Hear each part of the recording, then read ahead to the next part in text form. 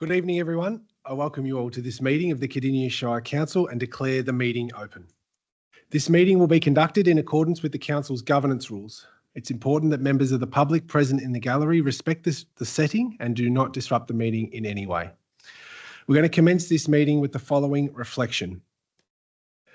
I would ask those gathered to join us now for a few moments of silence as we reflect on our roles in this chamber. Please use this opportunity for reflection, prayer, or thought to focus on our shared intention to work respectfully together for the well-being of our whole community.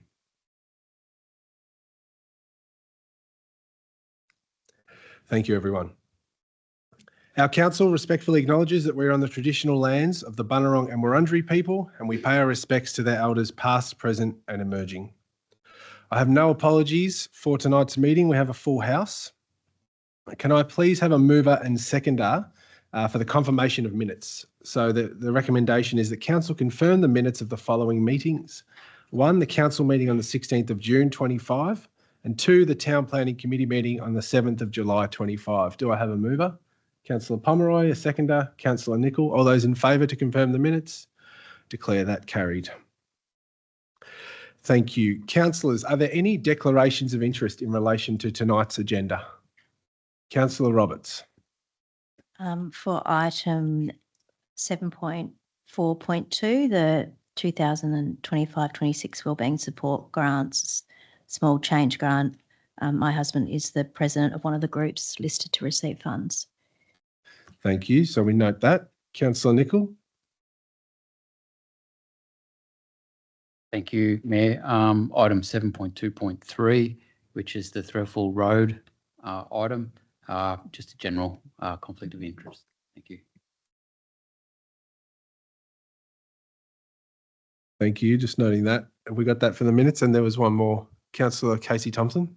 Thank you, Mayor. I'll declare a general conflict for item 7.4.2, as well as the same general conflict for 10.2 as a committee member of the Cardinia Civic Concert Band. 7.4.2 and 10.2. Thank you, Councillor Thompson. All right, we'll note them and they'll be reflected in the minutes. Yep, perfect. Thank you. We'll move on to community questions. So we have, I think, 9 sets of questions. Is that right? 6 sets of questions. And our first, we have 2 questions from Tracy Vandendolder. Is Tracy in the gallery? Thank you, Tracy. Refer your questions to the General Manager of Infrastructure, James Kelly. Thanks, Mr. Kelly. Through you, Mayor. And thank you, Tracy, for your questions. Question 1 reads, as per the recent notification regarding the changing of street lighting in the Beaconsfield area, I would like to know why the globes cannot be changed rather than the whole lighting fitting. The response reads as, AusNet have advised Council the globes in the existing fittings cannot currently be retrofitted with an LED globe, as the use of an LED retrofit globe is not yet approved by AusNet as the network owner. Question 2 reads, why is Council still going ahead with the changing of light fittings in the Beaconsfield area when this review by AusNet has not yet been completed? The response reads, officers are implementing the decision made at the Council meeting on the 17th of March 2025, item 7.1.2. Sorry, I correct myself, 7.2.5. Thank you, James. Thank you. Thank you. The next set of questions have been submitted by Stephanie Davies. Is Stephanie in the gallery? No, a written response will be provided to you. Our next set of questions is from Tony O'Hara. Is Tony in the gallery? We note that he is. Thank you, Tony. These are going to be answered by our General Manager of Corporate Services, Wayne Mack. Through you, Mayor, and thank you, Tony, for your questions. Question 1. Will Cardinia Shire Council consider creating or updating its policies to ensure all council-owned properties or facilities not registered with Geographic Names Victoria are officially named or confirmed? Response. Council is working with Geographic Names Victoria to register existing named properties and facilities that have not been formally registered and are already accepted by the public. The next questions are in relation to Officer District Park. Question 2. Will Council initiate the renaming process without waiting any further? with Council encouraging the Bunurong Land Council to submit names for the park, providing relevance and a translation. Response. Council continues to work on the naming of the Officer District Park. Question 3. When consultation is initiated with reference to the Cardinia Council Community Engagement Policy 2025 to 2029, will Council use the IAP2 spectrum categories of consult or involve as a minimum? Response. Council will comply with its community engagement policy. The next two questions will be answered together. Question 4. Will Council then allow Cardinia's residents to submit names, providing relevance to the property? Question 5. Noting that geographic places names provide very flexible guidelines rather than mandating a particular category of names, will Council then allow other options in accordance with geographic places names? Naming rules for places in Victoria and statutory requirements for naming roads, features and localities 2022. Response. Council will communicate with the community on the proposed naming process once it has been confirmed. The next questions are in relation to the Pakenham East Precinct suburb naming and will be answered together. Question 6. Given the delay in the review of the previous council resolution and current residents now residing in the area, will Council consider restarting a renaming consultation without waiting for the review process to conclude? Question 7. If consultation is initiated, will Council use the IAP2 spectrum categories of consult or involve as a minimum with reference to the Cardinia Council Community Engagement Policy 2025 to 2029? Question 8. Noting that geographic places names, naming rules for places in Victoria and statutory requirements for naming roads, features and localities 2022 provides very flexible guidelines rather than mandating a particular category of names. Will Council allow other naming options relevant to the area in question to be considered? And question 9, will Council then allow any Cardinia resident to submit names with source information or evidence of relevance? And the response to those 4 questions is Council referred this matter to the Local Government Inspectorate on the 17th of September 2024. Council's current position is to await the outcome of the referral to the Local Government Inspectorate before proceeding further with the suburb naming proposal. I note that senior officers have been actively pursuing updates on this matter from the Inspectorate. Thank you, Mayor. Thank you, Wayne. John White submitted 2 questions. Is John in the gallery? Go to John. These are going to be answered by General Manager Debbie Tyson. Thanks, Debbie.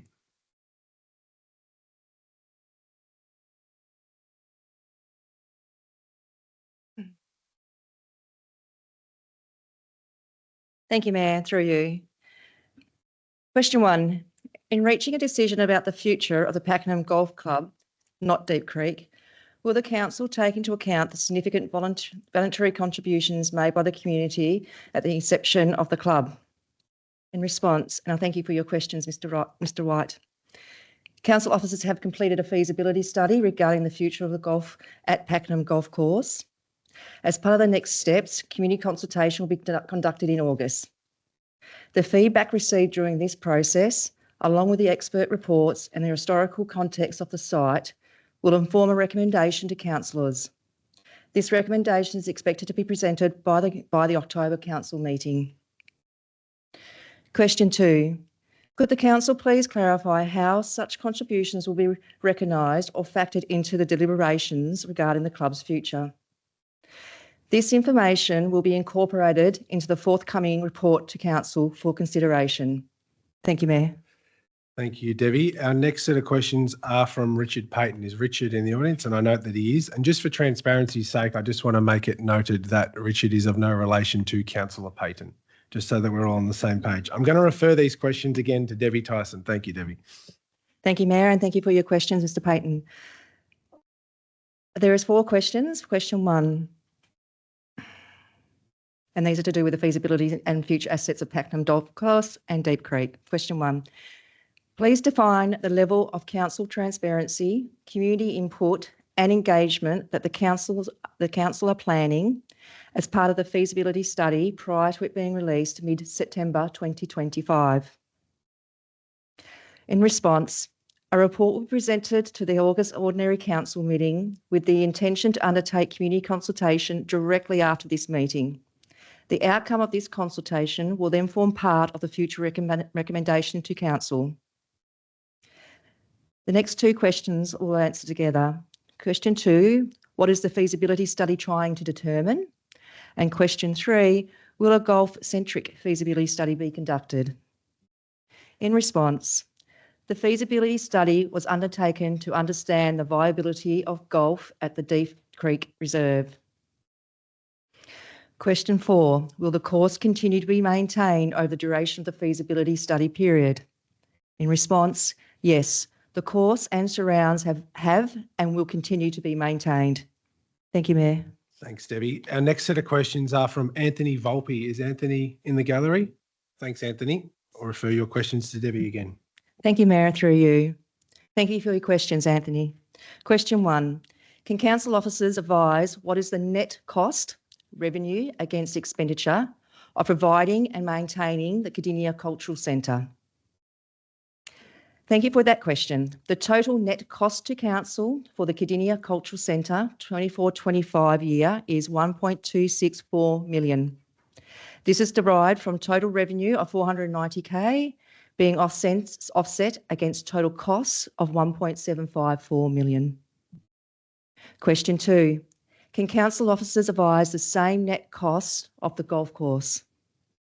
In response, the total net cost to council for the golf course 24-25 year is $140,000 total expenditure. There has been no income. It should be noted that these numbers of both above the previous question and this question are subject to council's finalising its end of year audit. Question 3, can council advise if they have approached the state government, executive or legislative, seeking a change to the planning of the golf course? In response, officers have not approached the state government through this current process. Question 4, can council advise what plans they have in the golf course if the golf course is to be scrapped as to providing sporting facilities for the above 50s? In response, there has been no decisions regarding the golf course. A report will be submitted to the August Ordinary Council meeting requesting council to support community engagement as the next steps. Thank you, Mayor. Thanks, Debbie. Thanks, everyone, for your questions. We'll go into agenda item number 7, into ordinary business. So we'll go to 7.1.1, response to notice of motion, Officer Town Centre. The recommendation is that council notes the progress of development within the opposite town centre. Do I have a mover for this item? Councillor Potter. I would like to move the officer's motion to note the progress of development within the Officer Town Centre. Thank you. Is there a seconder for this? Councillor Colin Ross. Councillor Potter to speak first. Thank you to council staff for putting together this detailed update. That mix of hope and frustration when it comes to the Officer Town Centre is something we've all felt. I live locally. My family wonder, when are things going to finally happen? And I hear the same from many community members. So back in March council meeting, I asked for a notice of motion and they've provided a formal update.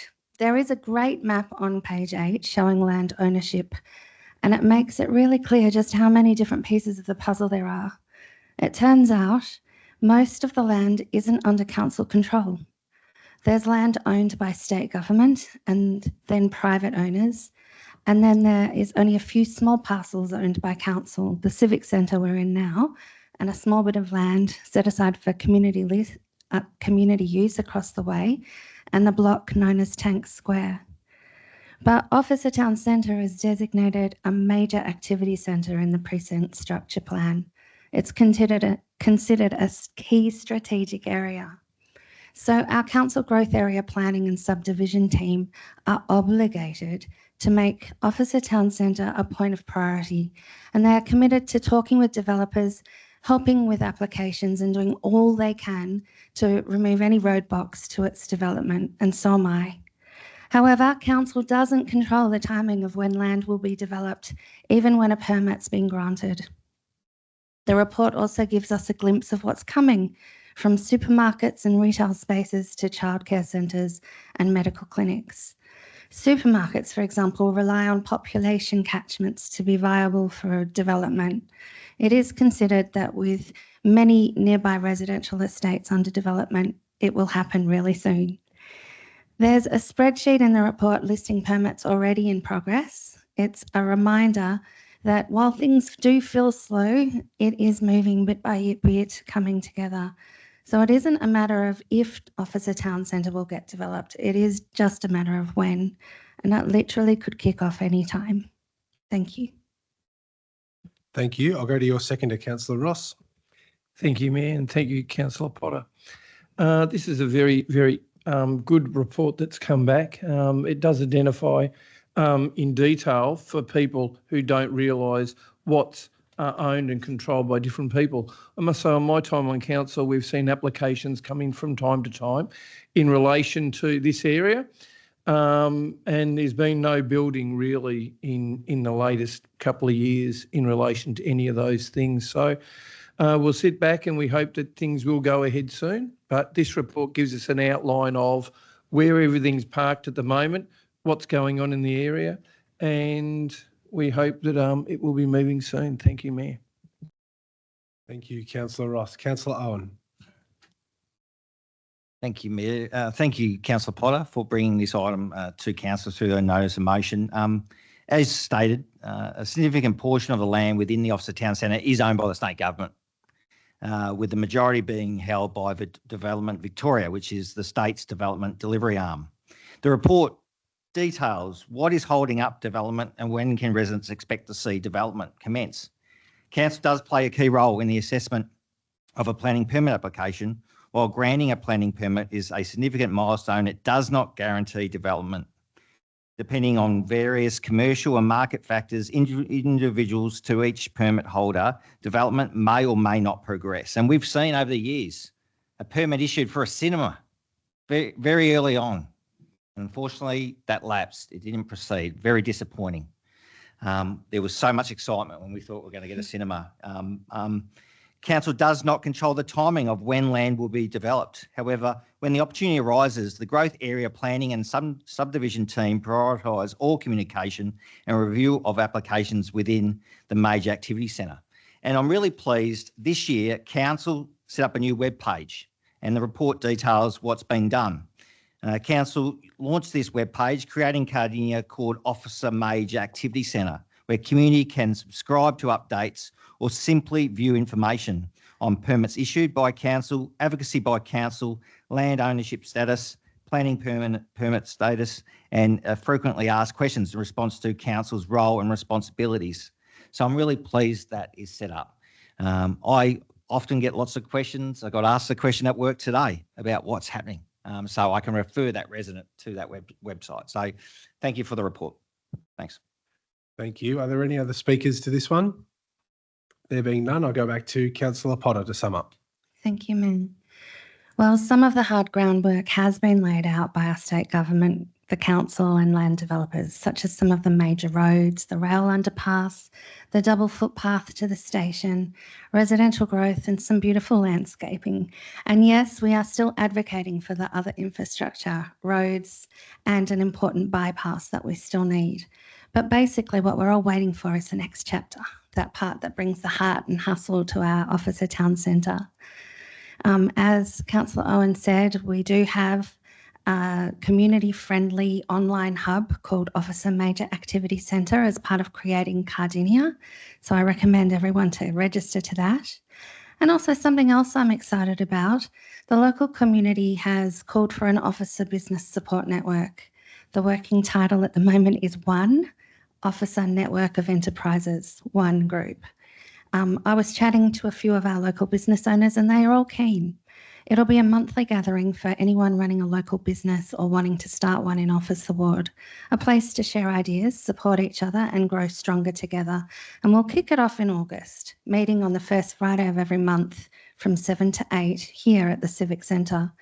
And I'll promote it on my councillor Facebook page. So do come along for a down-to-earth good chat, connections and encouragement.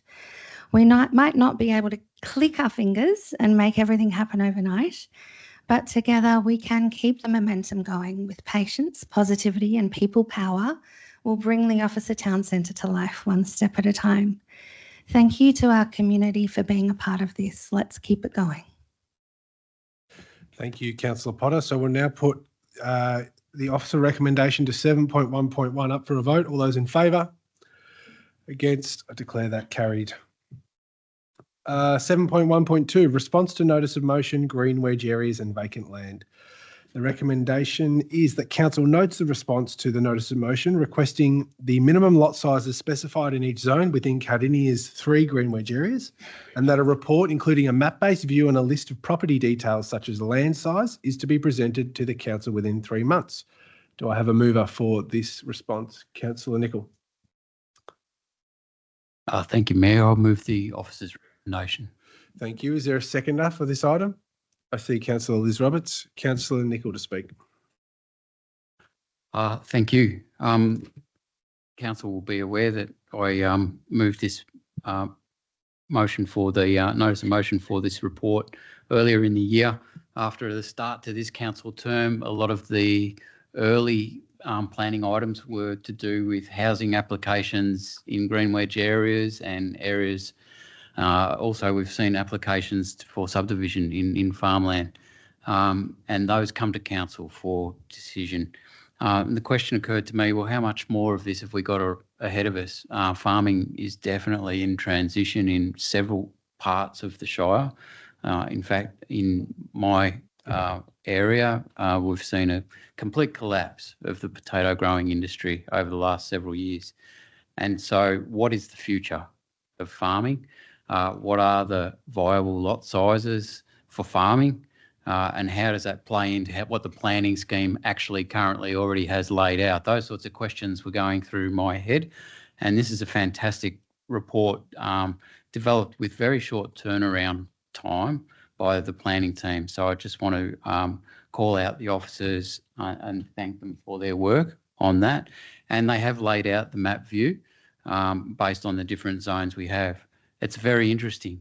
I point people towards the table 3 of the report, which actually lays out table 2, I beg your pardon, on page 18, and then followed by table 3, which lays out the summary of the vacant lots and potential for future subdivision. And it's quite interesting. We're talking 759 vacant properties that are already at or smaller than and more intensive than the minimum lot size for their zone. We're talking about 602 lots across the Shire with further subdivision potential. And we're talking about 102 subdivision with potential for subdivision plus they're vacant. So there's housing pressure potentially there as well for future decision making. In particular, in our most productive land in Green Wedge Zones 1 and in Green Wedge Zone 1, we're talking about 418 vacant properties. We're talking about 386 with subdivision potential and 59 with subdivision potential plus they're vacant as well. Green Wedge Zone 2, another 25 properties that are vacant and are already at or smaller than the zone size. 34 with subdivision potential and another 3 with subdivision potential and they're vacant. And in the special use zone, 122 vacant properties already at or smaller than the minimum lot size. Another 83 with further subdivision potential and 26 with subdivision potential and vacant. So we can expect more of this sort of pressure, and it's interesting to see how a lot of these lots are being put up by the real estate industry, for example, for sale. And we need to be on the front foot around communicating with the community that these properties are being put for sale, and people need to take into account agricultural potential and agricultural and farming business plans if they want to further develop the property. And that, I don't think that message is clearly understood. We still have lifestyle pressure. We still have land banking pressure. And I think the council needs to put the conversation forward in the community a lot more forcefully regarding what's required if you're going to want to develop these properties for something other than agriculture. Thank you, Councillor Nicol. I'll go to Councillor Roberts as your seconder. Through you, Mayor. I just did want to acknowledge the work of officers, particularly the GIS team, in putting this report together. The mapping is really great at just showing the lot size as well, and helping us understand where there is that development pressure that Councillor Nicol is talking about. There's a real opportunity with the agricultural audit that's due to come to us to be married with this, and for the two to be used as we work towards getting some more green wedge planning done. I'm particularly keen on the area to the north of Pakenham being looked at in the green wedge planning process, as I have residents who contact me from that area who have owned the land for many years, and are very frustrated seeing, higher density living just the other side of the power lines, and not really understanding how green wedge is supposed to work in terms of us trying to maintain that land in some kind of agricultural activity. And that's why auditing and getting a better understanding of where we have potential for new types of agricultural business to kick off is really, really important. So the green wedge management plans are listed as a initiative in our draft council plan, which we'll be talking about shortly. Thank you, Mayor. Thank you, Councillor Roberts. Would anyone else like to speak to this item? Councillor Payton. Thank you, Mayor. For this council to effectively plan for the agricultural, rural living and economic futures of the Shire and to realise potential and productivity, the information in this report is a great start. There are lots of extra pieces to the broader puzzle of building a strategic plan that need to be identified, assessed and modified. Issues such as land resources and capability, including access to water, skilled labour, supportive financial modelling and legislation. We also need to liaise very closely with our rural sector to understand what is preventing them from progressing, what is in the power of this council to change, to free them up, or to support them to move forward. We need a broad scan of the external environment to understand political, economic, technological, social, legal and environmental factors that pose threats or opportunities for this Shire's rural sector. Our council plan that will be discussed later tonight and adopted in October includes several great initiatives starting from year one that will decide a schedule of strategic planning priorities, review the Cardinia planning scheme, will develop and endorse a Yarra Valley and Dandenong Ranges and Southern Ranges green wedge management plan, will develop a food and agribusiness strategy and implement actions from that strategy. We'll also be reviewing and refining the economic development strategy. So, Councillor Nicol mentioned the land banking issue, and if you take a moment to have a look through commercial real estate pages, you'll see that the real estate agents have no shame in listing any agricultural property or any green wedge zoned property. Even in our protected Western Port green wedge land, special use zone, doesn't matter. They list it as commercial development opportunity, and all of the onus of diligence and responsibility, legal responsibility, falls on the buyer. So basically in the legislation for real estate, there is no form of professional compliance or diligence that they need to show when they are advertising a property. And I think that that's something that we all need to be aware of. And I'd really like to see, obviously our council can't do anything to affect a legislative change in that regard, but it's an area that is certainly damaging to us in terms of the resources that it's taking for all of the planning applications that come in that we have to take time. It costs a lot of money both for us to process and for the applicants, only to be knocked back to be told, we're never going to develop your land, sorry. So that's something that I think is an ongoing conversation, and I'd really like some advocacy around and help from the community to progress that. Thank you, Councillor Payne. Thank you. Are there any other speakers to this item? Councillor Ross. Thank you, Mayor.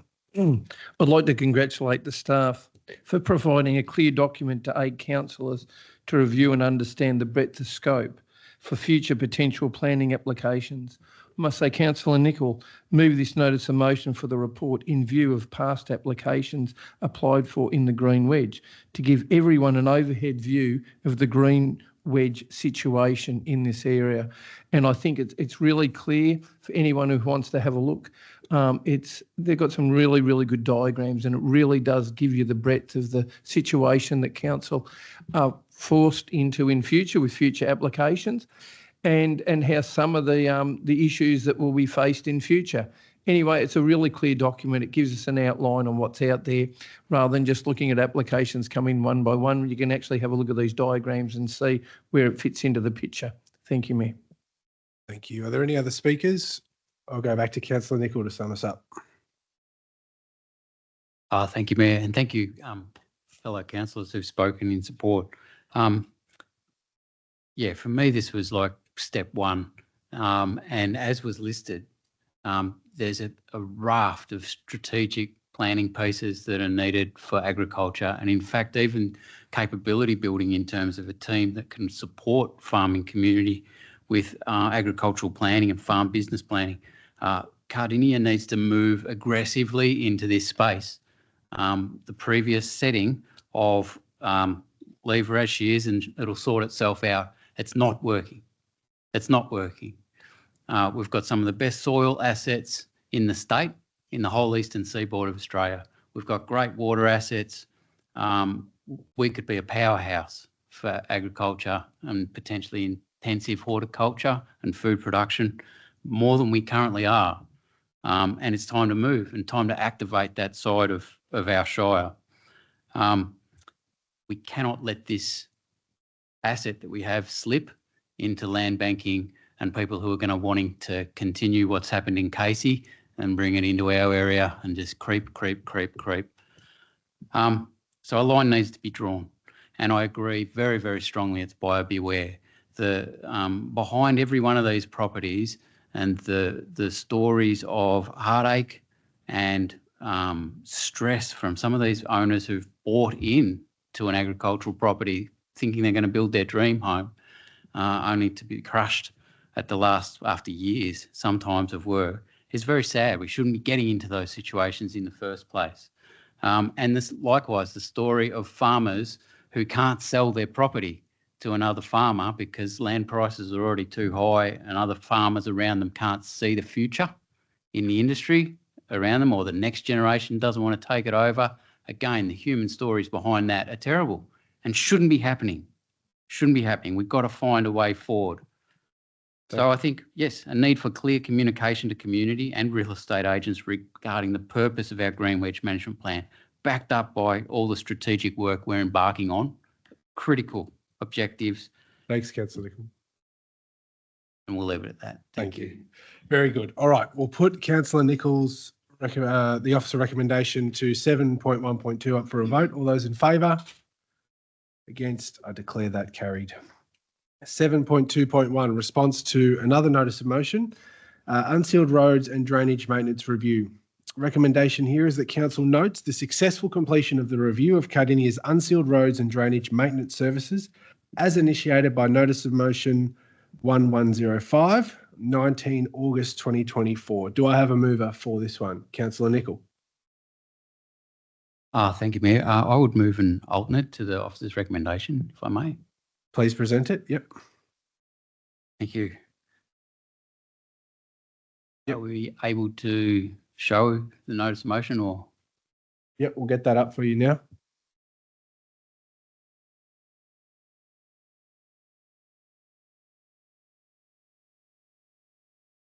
There it is. So The alternate that I would put forward is the same point 1, that council notes successful completion of the review of Cardinia's unsealed roads and drainage maintenance services as initiated by notice of motion 1105, 19th of August 2024. But I would also add point 2, that subject to any privacy redactions or commercial in confidence necessary, the full 90-mile consulting report be uploaded to the roads, trees and major projects section of the council website. Thanks, Councillor Nicol. Do I have a seconder for that alternate motion? Councillor Pomeroy. Over to you, Councillor Nicol. Thank you. I would like to start by acknowledging my predecessor from Rangers Ward in the previous council, Councillor Jeff Springfield, as putting this motion forward to the previous council in the first instance. In doing so, I believe he was acting in the best interests of the Shire and also a lot of people in our ward, Rangers Ward in particular, who live on unmade dirt roads. And I'd like to thank him for his foresight and determination to actually put the original motion forward and get it approved. And what's come back to us is an excellent report. A badly needed report, in my view, which Councillor Springfield actually saw at the time, regarding and fantastic contributions to the consultants that were employed for this piece of work by council staff and depot staff as well, which is why I've moved the second item, the second element of this alternate motion. That report needs to be seen by the general public, so that they can assist council, the community can assist council in making decisions about how to work with the depot team on improving the way we manage our unsealed road network and future options that we have regarding our expenditure in that space. The report clearly shows we have a very poor unsealed road network, well over 800 kilometres of unsealed roads, and we scored 17 out of a possible 36 in terms of the methodology that was employed by the consultancy team. And council faces choices around whether we keep that status quo, and there are choices for other people in our Shire, people who live in the rural parts of our Shire, about whether we keep that status quo and the way it currently is, or whether we put more money into it. And again, with council's constrained budget situation and all the other services we provide, it's a hard choice to make, but we need to make that choice. So for many people who live on this unsealed road network, particularly within township areas, the dust and corrugations in summer, the potholes and the mud in winter are not appropriate. Not appropriate. Previous councils in both the Pakenham Shire and the former Shire of Sherbrooke, which then became parts of Cardinia, have sat on this for more than 40 years and done nothing. The only roads which have progressed in those township areas are ones where the residents themselves have chipped in and spent hundreds of thousands of dollars collectively to assist council to seal them. And the only other movement there's been in this space has been when federal government money falls from the sky during election promises, which are then subsequently found out to be not funded into the forward estimates.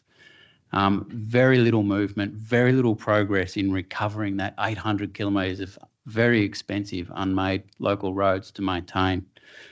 We can do better. We need to do better. And so this report says all of that. And once again, I commend Councillor Springfield for his initiative in this space. Thank you. I'll go to Councillor Pomeroy.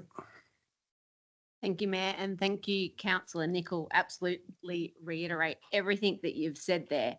I think the one really to note is, what do we do going forward? Now, this report has enabled us, I believe, to ensure that the unsealed road strategy is front and centre in our council plan. And I'm not sure it would have got there without this report. We probably would have been back at the stage of asking for the report, going out to a consultant and maybe 2 or 3 years down the road, determining what we might do. I'm super confident that we've got the report that will enable us to make some decisions, and they will be hard decisions.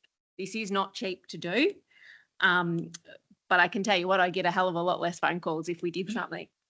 I think it's important to note that some of the key actions that have been taken, they do include an increase in the unsealed road resheeting program budget, which will allow some drainage upgrades, absolutely vital, and investment in training for our civil maintenance team. So the consultant report did identify some opportunities for improvement amongst our team members, and they seem to be implementing very well, and that's great to hear. The feedback from the team's been fantastic. Initiation of a community education project regarding crossovers and culverts, because it's always very confusing about who is responsible for what. So we will raise some awareness about what people's responsibilities are versus councils. Additional funding for drainage maintenance, mapping of high frequency community service requests for system upgrades, and of course, as I noted before, the inclusion of the unsealed road strategy in the council plan. Thank you. Thank you. Are there any other speakers to this one? Councillor Owen. Thank you, Mayor. Thank you, councillors who spoke before me. I think it's a really great report, and I acknowledge previous Councillor Springfield, his work on this. A crucial component was benchmarking against 8 other Victorian local government areas, including the City of Geelong and Wyndham City. The comparative analysis helped identify best practices and areas where enhancements can or could be made. A maturity assessment was also undertaken to evaluate the department's capabilities across 9 key areas, such as strategic direction, organisation, design, and systems and technology. The department scored 17 out of 36. This is typical for rural areas, but below the average for other peri-urban councils, which Cardinia is. Finally, comprehensive data analysis of departmental performance, including response times and maintenance schedules, help pinpoint areas for operational improvement. I do encourage residents to look at this report. I'm thankful for Councillor Nichols' amendment. It's really important that this information is public, and it will help inform future council decisions around budget towards our unsealed road network. So I was really pleased about the workshop we had. Councillors were given the opportunity to be fully frank with our views on our current network, and councillors were given the opportunity to pass on our residents' frustrations regarding our unsealed road network. So I welcome this report. I look forward to it helping council make future decisions in the future. Thank you. Thank you, Councillor Owen. Are there any other speakers to this report? Councillor Ross. Thank you, Mayor, and thank you, Councillor Springfield, for raising this issue.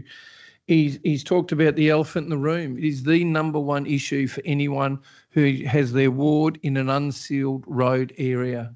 It has been the biggest issue since I've been on council in those areas. Up in the hills, we've basically got those undulating areas where you only need one storm or one big rain, and the roads are corrugated, the water runs across the road, and we have drainage issues, and then the roads are out of what would be acceptable. Then in the flat areas south of the highway, basically we have flooding all the time. You get one big rain and the water just lays there and goes across roads, and it destroys it. We can have a perfect situation where the graders have had excellent weather, they've been everywhere, everything looks really good, and in one night it can all be destroyed in one night, the whole lot.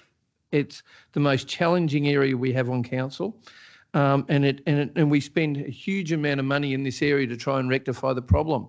This report really does highlight some areas that we have weaknesses in, some amazing opportunities in future, and this will be a continuing improvement area that council, for as long as we have unsealed roads, will have to keep working on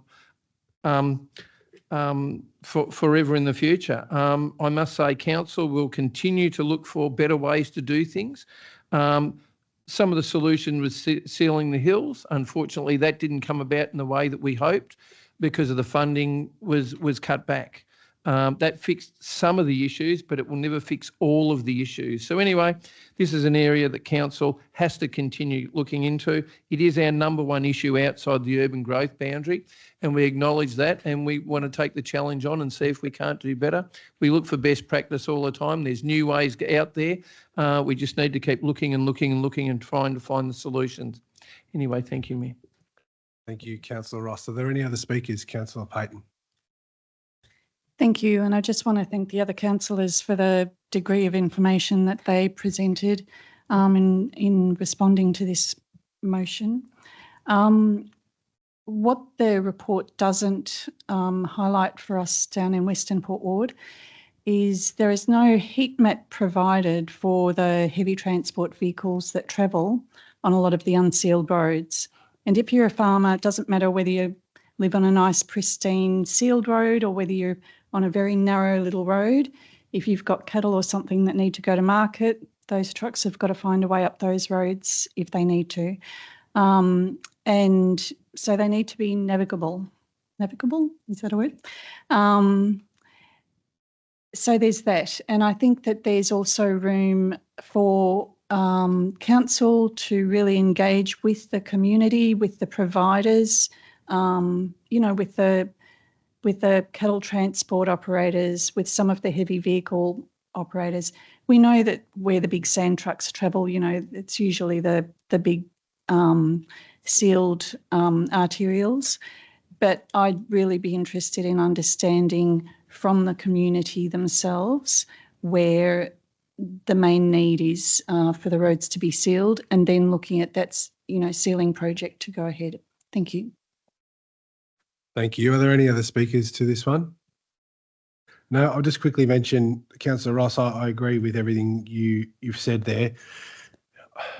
The spend that council puts to this problem every year is massive. And I think what's interesting from my perspective is the increased spend, which we've done, I think, every year since I've been on council, does not get picked up in the satisfaction survey, does not get noticed by people to the level of cost that it costs this council.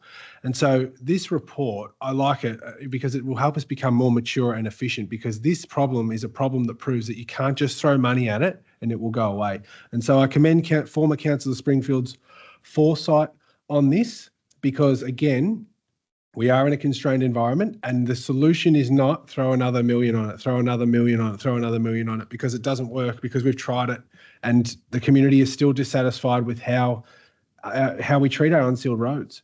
And I do think, putting it in the historical context of saying that, we're the second largest metro council in all of Victoria. We have enough unsealed roads to go from here to Sydney. I mean, things like this that we repeat ad nauseum, I think, are worth mentioning, because they do define the geography that we operate in. You mentioned the problem before is the elephant in the room. Well, how do you eat an elephant? One bite at a time. And I mean, I think we all agree that the best way to address this problem holistically is to seal more and more roads, and it's something we're doing now at a better rate in terms of tracking what we're sealing. And yes, we do need to get better at how we manage our unsealed roads, because they're not all going to be sealed for a very long time. We are going to have a lot of unsealed roads for many, many years to come. So congratulations on the officers and the consultants who worked on this report. And the last thing I want to mention is thank you to the staff who threw themselves into this report and spoke openly and honestly and really graded themselves hard. Because I think when you do an internal review like this, it's quite easy to say, no, everything's fine. Everything's working 100%. We can't work any harder. But that's not what they've done. They've really looked at this in a way of how can we get better? And I commend them for that, because I think that takes a great deal of maturity. All right, Councillor Nicol, I'll go back to you to sum up, please. Thank you all for your words of support for the alternate. And I agree. I think that's why I'm very keen for this report to be available on the website. It's really important for people who live on dirt roads to jump in and have a read of it and grapple with some of the big questions that are raised. I agree fully that for many of our unsealed road network, particularly the Class 4A roads and 4B roads even, and based on topography and based on the number of residents who live adjacent to it, the only answer is construction. And again, with the federal money falling away in the coming couple of budgets, we have to grapple seriously with how strongly we commit to that and continue with that process on our own 2 feet instead of relying on money from higher tiers of government. I am a little bit concerned by item 7.3.3 coming up down the list a little bit further, which is the roads plan. We're not there yet. And so I think we'll see what happens regarding the focus on this particular item, but certainly my commitment as a councillor at this table will be this stays front and centre of our thinking for the remainder of this council's term.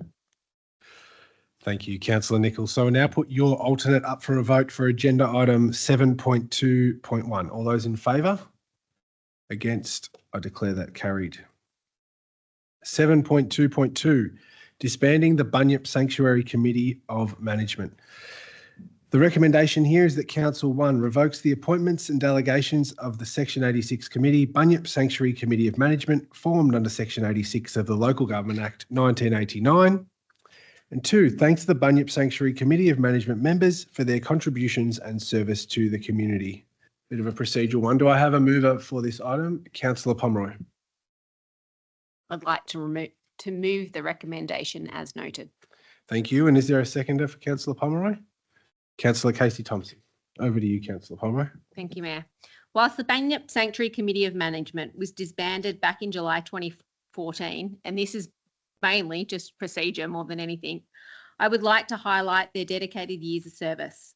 Alan Cole, a previous chairman, was also one of the founding members of Bunyip Landcare, and it's great to see their continued efforts on the site. And during school holidays, they held an opportunity for any community member to come out and wander around and see all the native flora and fauna there. For 18 years, this Committee of Management transformed the site. The site was once used for cattle grazing, infested with blackberries, ragwort and thistles. It is now a place to get active, immerse yourself in nature, and a habitat for our valued flora and fauna. It's even got its own resident snake. I would like to pay my respect to the dedicated volunteers on this committee for having the vision and committing thousands of hours to enhance and protect this site. I'd also like to recognise the hundreds of volunteers that are still helping out. I've been out to days to help pick up rubbish, open a new playground and see some planting. So it's just fabulous that it is such a valued site. It is a true partnership. Council's Nature Reserves team does now manage the site, but it is a true partnership. Thank you, Mayor. Thank you, Councillor Pomeroy. Over to you, Councillor Thompson. Thank you, Mayor. And thank you, Councillor Pomeroy. Very well said. The Bunyip Sanctuary is a lovely little hidden gem, the little wetland area down there. So it really is a credit to the previous committee, even though it was over a decade ago since the committee was formally together, that their hard work and dedication has seen that when passed off to council, that hard work is not foregone. So yes, thank you to the previous committee, and yes, this is a procedural thing, but still really important part of Bunyip, and that's thanks to this previous committee. Thank you. Thank you, Councillor Thompson. Are there any other speakers to this one? No, I'll go back to you, Councillor Pomeroy, to sum up. Nothing further, Mayor. Thank you. Thank you. All right, so we'll put the officer recommendation to 7.2.2 up for a vote. All those in favour? Against? I declare that carried. Are we having a microphone change? Yeah. I might just share, yeah. Thank you. Thanks. All right, good job, well sorted. Let's move on to 7.2.3, and we're going to pause here to let Councillor Nicol out of the room for his earlier mentioned conflict. Thank you, Councillor Nicol. So this item is the discontinuance of part of Trifle Street in Beaconsfield. The recommendation is in 5 parts. I won't read them all out. They're listed in the report, but it's giving notice of our intention to discontinue Trifle Street, and hopefully the mover will speak to this item. Is there a mover for this one? Councillor Brett Owen, I'll go to you. Thank you, Mayor. I move the officer's recommendation. Thanks. Thank you. And is there a seconder for this one? Councillor Colin Ross, over to you. Councillor Owen. Thank you, Mayor. So this report outlines a proposal submitted to Cardinia Shire Council by the Department of Energy, Environment and Climate Action, DECA, requesting the discontinuance and transfer of 375 square metres of Tri-Hall Street in Beaconsfield, which is an unmade paper road at the present and currently in council's ownership. So DECA have requested the market value of the land be waived due to the land forming part of the future Cardinia Creek Regional Parklands. So this proposal by DECA is outside of council's policy, which is the council's road discontinuance policy 2024, and therefore requires obviously this report and also council to accept that proposal. The future Cardinia Creek Parkland Plan is a really good document. It was created back in 2022, and the summary reads, the Cardinia Creek Regional Parklands will encompass more than 600 hectares of parkland from Beaconsfield to Clyde on both sides of Cardinia Creek. The parklands include and links much loved existing parks, including the Cardinia Creek Regional Park and Grassmere Wetlands, Acuna Park, Beaconsfield Flora and Fauna Reserve, Beaconsfield Recreation Reserve, Beaconsfield Park, Managum Park, and Mick Moreland and Bob Burgess Reserves. So the Cardinia Creek Regional Parklands Future Directions Plan sets out the vision, principles and directions for the progressive parklands establishment, expansion and management to be achieved by 2040. We actually don't have much time. 2040 is not that far away, but it is important that council proceeds with this. It's our contribution to this future great parkland. So I'm comfortable with foregoing the market value so this can happen. So we're proposing this. Obviously, council will have to consult with the community. So the report does talk about, obviously, notices will be put in the local paper and media. Community consultation will target both local Beaconsfield community, including abutting landowners, as well as the wider Cardinia Shire. Use of appropriate letters, web pages and newspaper articles, including councils creating Cardinia websites. So I look forward to get council receiving any submissions or comments, but I think it's positive. It's one small way that Cardinia can contribute to a state project. It needs to be funded by the state for it to be completed by 2040. So this is one part we can play. I move so. Thank you. Thank you, Councillor Owen. I'm going to go to Councillor Ross. Nothing further, thanks, Mayor. Thank you. Are there any other speakers to this one? There being none, I'll go back to you, Councillor Owen, if there's anything else you want to mention. Just further, DECA have agreed to fund the costs associated with the discontinuance and transfer process, estimated between $17,000 and $18,000. The market value is estimated to be $22,000. If proceedings as per the recommendation, council will waive the market value of the land, transferring the land for $1 and only recover associated fees and charges incurred by council. So that explains that. I look forward to these parklands progressing in the future. Long way to go, but it's starting through this process. I move so. Thank you. Yeah, thank you, Councillor Owen. Okay, so we'll put the officer recommendation to 7.2.3 up for a vote. All those in favour? Against? I declare that carried. Just take a very brief pause while we let Councillor Nicol back in.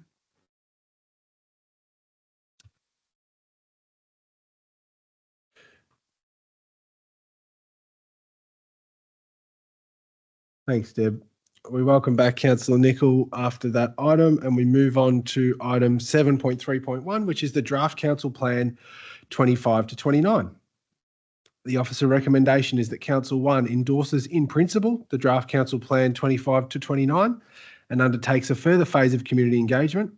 And 2, following the completion of the community engagement, receives the outcomes of the further engagement and consider a final council plan to satisfy the requirements of the Local Government Act 2020 prior to the 31st of October 25. Do I have a mover for this item?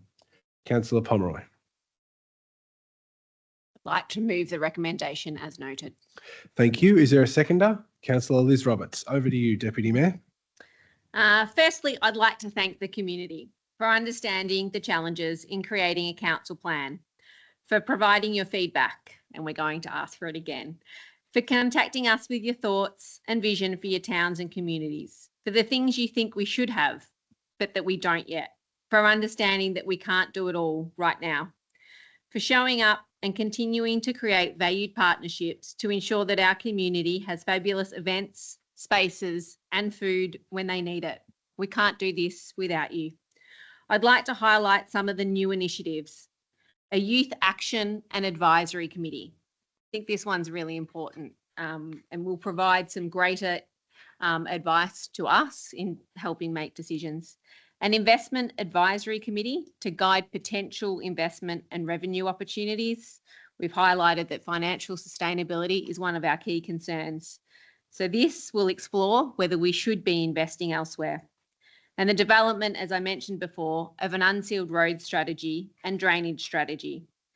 And I'd also like to highlight some of the initiatives that place priority in what you've been asking for. There's a plan for a library and community facilities in the Officer Town Centre, a focus on safe, dedicated walking trails, especially ones that connect our railway towns and our tourist towns, research into assessing the feasibility of golf at Deep Creek Reserve, which we had a number of questions about tonight, research into greater educational opportunities and access to health services. We absolutely recognise that we don't have the education and health services that we need, and we want further information on this, and improve customer experience, and that we are transparent and accountable. This work guides council officers. It lets them know what is important to you. Thank you, Councillor Pomeroy. Councillor Roberts. Through you, Mayor. Now that we have this in principle draft council plan 2025 to 2029, I'm very keen for the community to read through and add further value to our roadmap for the next 4 years. The works of the deliberative panel is at the forefront, having revised the community vision statement. The plan has clear initiatives with stated years for the work. For community members interested, there is still time to feedback. We particularly would like members of the community to look at the strategic indicators, which have not yet been out for consultation, and this is the first opportunity to have your say on these. I have a couple of strategies that I particularly like that have made it in. The volunteer strategy is a really important one. We're at the crossroads for volunteerism in this Shire. Experiences of volunteering differ around the Shire in different areas.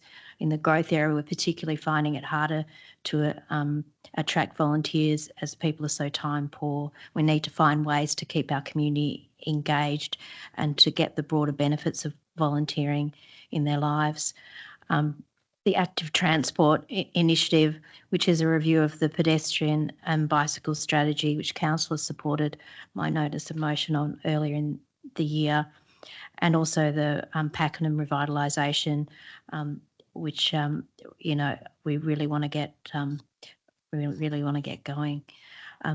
This is a great plan with everyone, the community, and all those around the table have put a lot of work in to getting the council plan to this point, and I'm really keen for it just to have that final look over from the community and just take on that little bit more feedback before we work towards endorsing it in October. Thank you. Thank you. Are there any other speakers to this one? Councillor Colin Ross. Thank you, Mayor.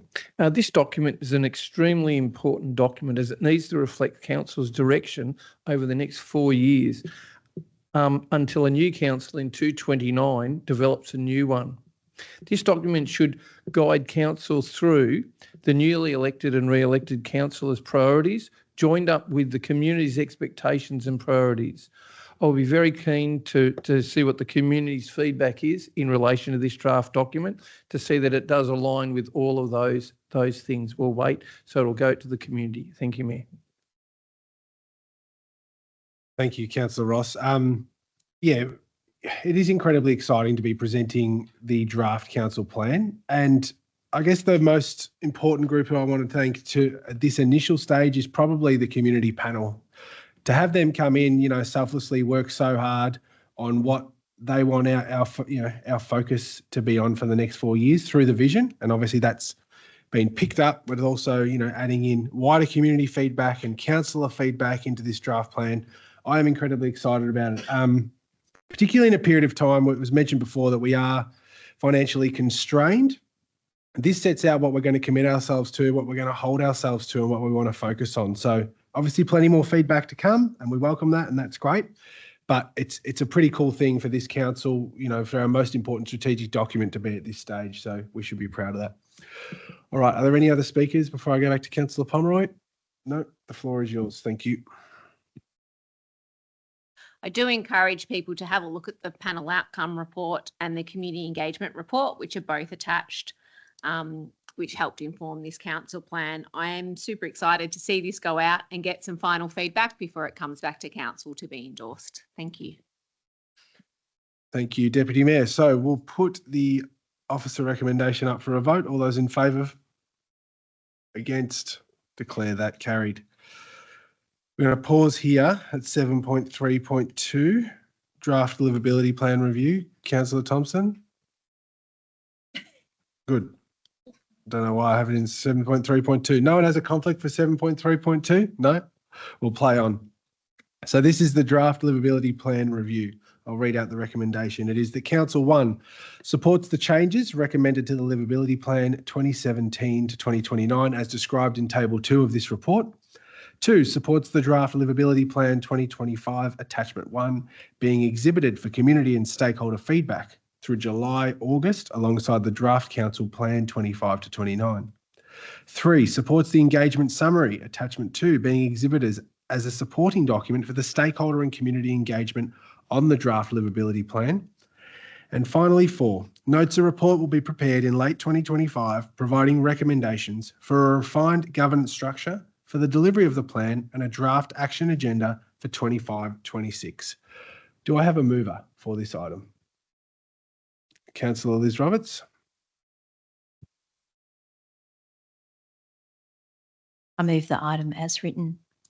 Thank you. We note that. Is there a seconder? Councillor Pomeroy. Over to you, Councillor Roberts. Cardinia Shire's livability plan 2017 to 2009 has been reviewed to fulfil Council's legislative obligations under the Public Health and Wellbeing Act 2008. Tonight, we vote to support this plan being exhibited for community feedback throughout July and August alongside the draft council plan. The plan has 7 outcomes which we work towards, which are in the plan at page, can't remember what page. Going to find it. And these 7 outcomes are improve mental health and wellbeing, improve social cohesion, improve safety, improve healthy eating and active living, reduce family violence, improve financial wellbeing and resilience, reduce harm from tobacco, vaping, alcohol, drugs and gambling. The plan also has an attached document, What We Heard, which outlines the consultation that has occurred over the last few months on the plan. This has included attending many community events, even getting down to the swimming pools in the summer to talk to people, engaging through many of our advisory groups the Shire has, and working with other agencies. The livability plan is very much about working in partnership with other organisations, particularly in the social sector, and also with other levels of government. There are some changes that I did want to note. Vaping has been added to the outcome regarding reducing harm, and transport has been added to the along with active travel. This has been done to acknowledge the link between active travel and public transport. I really encourage people to have a look at this plan and see how it links in with all the work that council does. One of the other changes that has occurred is that the actual initiatives are not located in this plan any longer. The plan is a higher level document that drills down into many of our other strategies, which you'll be familiar with, such as the recreation strategies and the community safety strategies and so on. There's so many strategies that we have, and this prevents duplication. So it's the main reason that the strategies were taken out of this plan. So I really encourage people to take the opportunity to have a look at this one. Thank you. Thank you. I'll go to Councillor Pomeroy. And thank you, Councillor. It's a great summary of the report. Just last week, someone rang for a meeting and asked me why we don't have a Minister for Loneliness. He was very concerned that across Victoria and Australia, loneliness is becoming a massive issue. And is why we do things like the livability plan. By 2029, we want to see real change. Some of these initiatives are basically to improve mental wellbeing. 24% of our adults within our Shire experience loneliness. Our rates of suicide are higher than the Victorian average at 12.7 per 100,000 population. Only 42% feel valued by society. Between 2016 and 2021, volunteering declined from 18% to 12%. You can see why in our council plan, we're looking at strategies for how to overcome some of these. Improve safety. There were 17 criminal incidents per day in 2024, a 30% increase compared to 2023, most of which were theft or breaches of family violence orders. In 2024, there were 34 road fatalities, up from 4, a significant increase from 4 in 2023. Since 2009, there have been 23 significant natural incidents, including bushfires, floods, and storms. We also want to improve healthy eating and active living. Our rates for walking and cycling are very low, 1.1% versus 3% in Victoria. So once again, you can see why we have a focus on active travel and transport in our council plan. Female participation in sport continues to decline from 19% in 2019 to 14%. So these are just some of the reasons as to why this plan is important. And I really look forward to seeing what we can move. But once again, this isn't something we'll do on our own. The livability plan is a massive partnership. And I've been to some of these forums and they're really valuable where everyone comes together. We acknowledge that we all need to work together to improve change. So I look forward to the community providing their feedback on this plan. Thank you. Are there any other speakers to this one? Councillor Thompson. Thank you, Matt. I really like this livability plan and probably just following on from what Councillor Pomeroy was going on, we have some pretty serious things that we're looking to tackle in the livability plan. Obviously in Cardinia Shire, we have such a wide scope of socio-economic statuses that we really need to make sure that we are looking after our community as best as we can. So these 7 outcomes are really big issues that we all really, of course, we take seriously, but we want to see big change within our Shire. I like how the livability plan obviously states the outcome, and then we can break it down into, okay, well, what does actually each outcome mean? It's one thing just having a nice title and a description on it.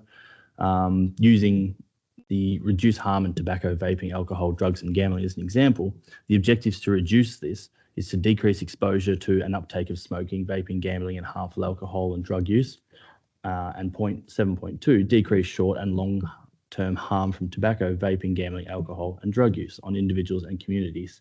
And then it will go through and say, well, how are we actually going to measure this change and the steps that we're going to take to try and improve this within our community. And then there's some policy documents at local level and also federal and state level. And each of the outcomes are broken down like this. So I think it's a really good, clear, well-structured document on this is the issue, what will we see as an improvement and how are we going to improve these outcomes.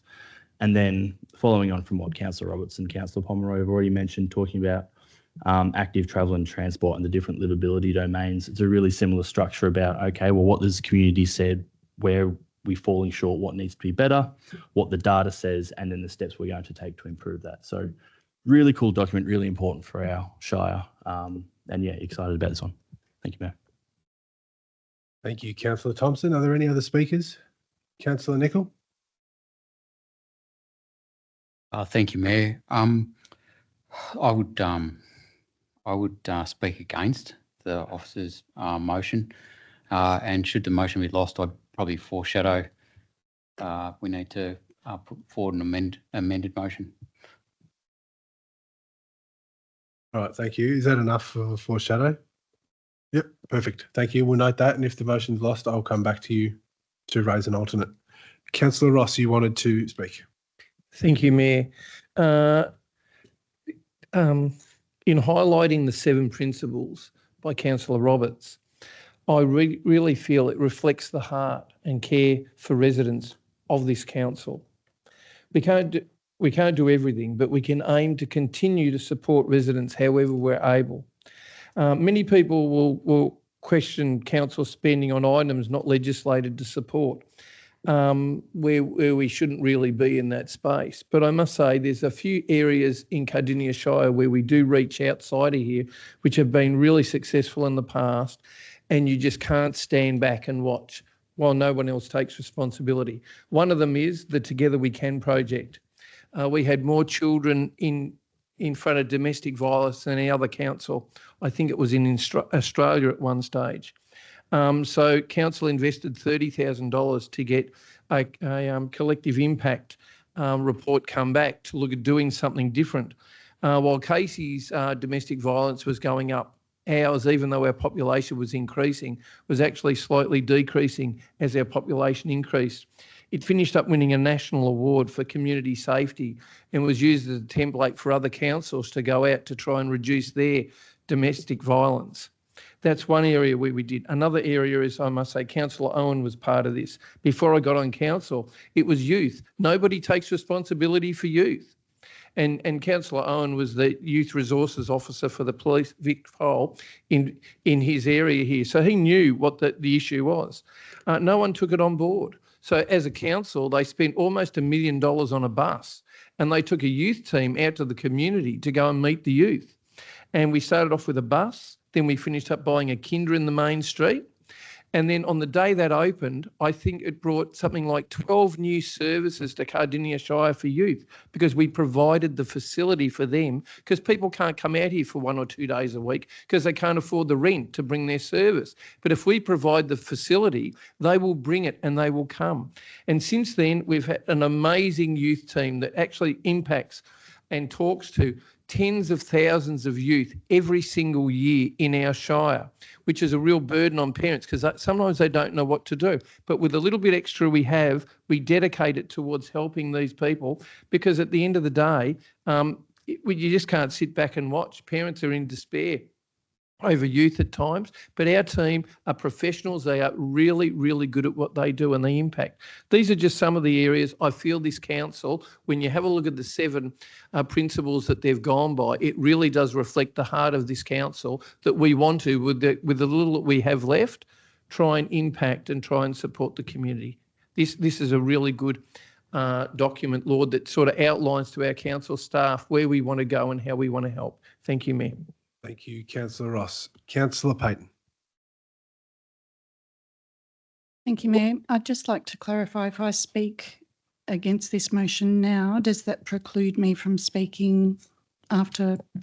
No, this motion will go to a vote, and then if it loses, Councillor Nicol's alternate will be presented or be entirely separate. Everyone will get a chance to speak again. Sure. Thank you. So I will speak. Yeah, no worries. So I hold a different perspective on this. I grew up in a small farming community out in Western Port Ward, and the culture amongst those communities is still current there today. When we grew up, we paid a lot less tax and there was a lot less government in our lives telling us what to do each day. So communities supported themselves, they supported each other.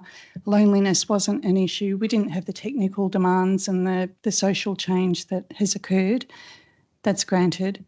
But I do think that the more that government tells us and invades our lives and raises our children and takes away the power of us to be self-managing, the more that we are going to be relying on this council livability plan. And I feel like that's really sad. I think, you know, a lot of us are losing ownership of, you know, the values that we held dear.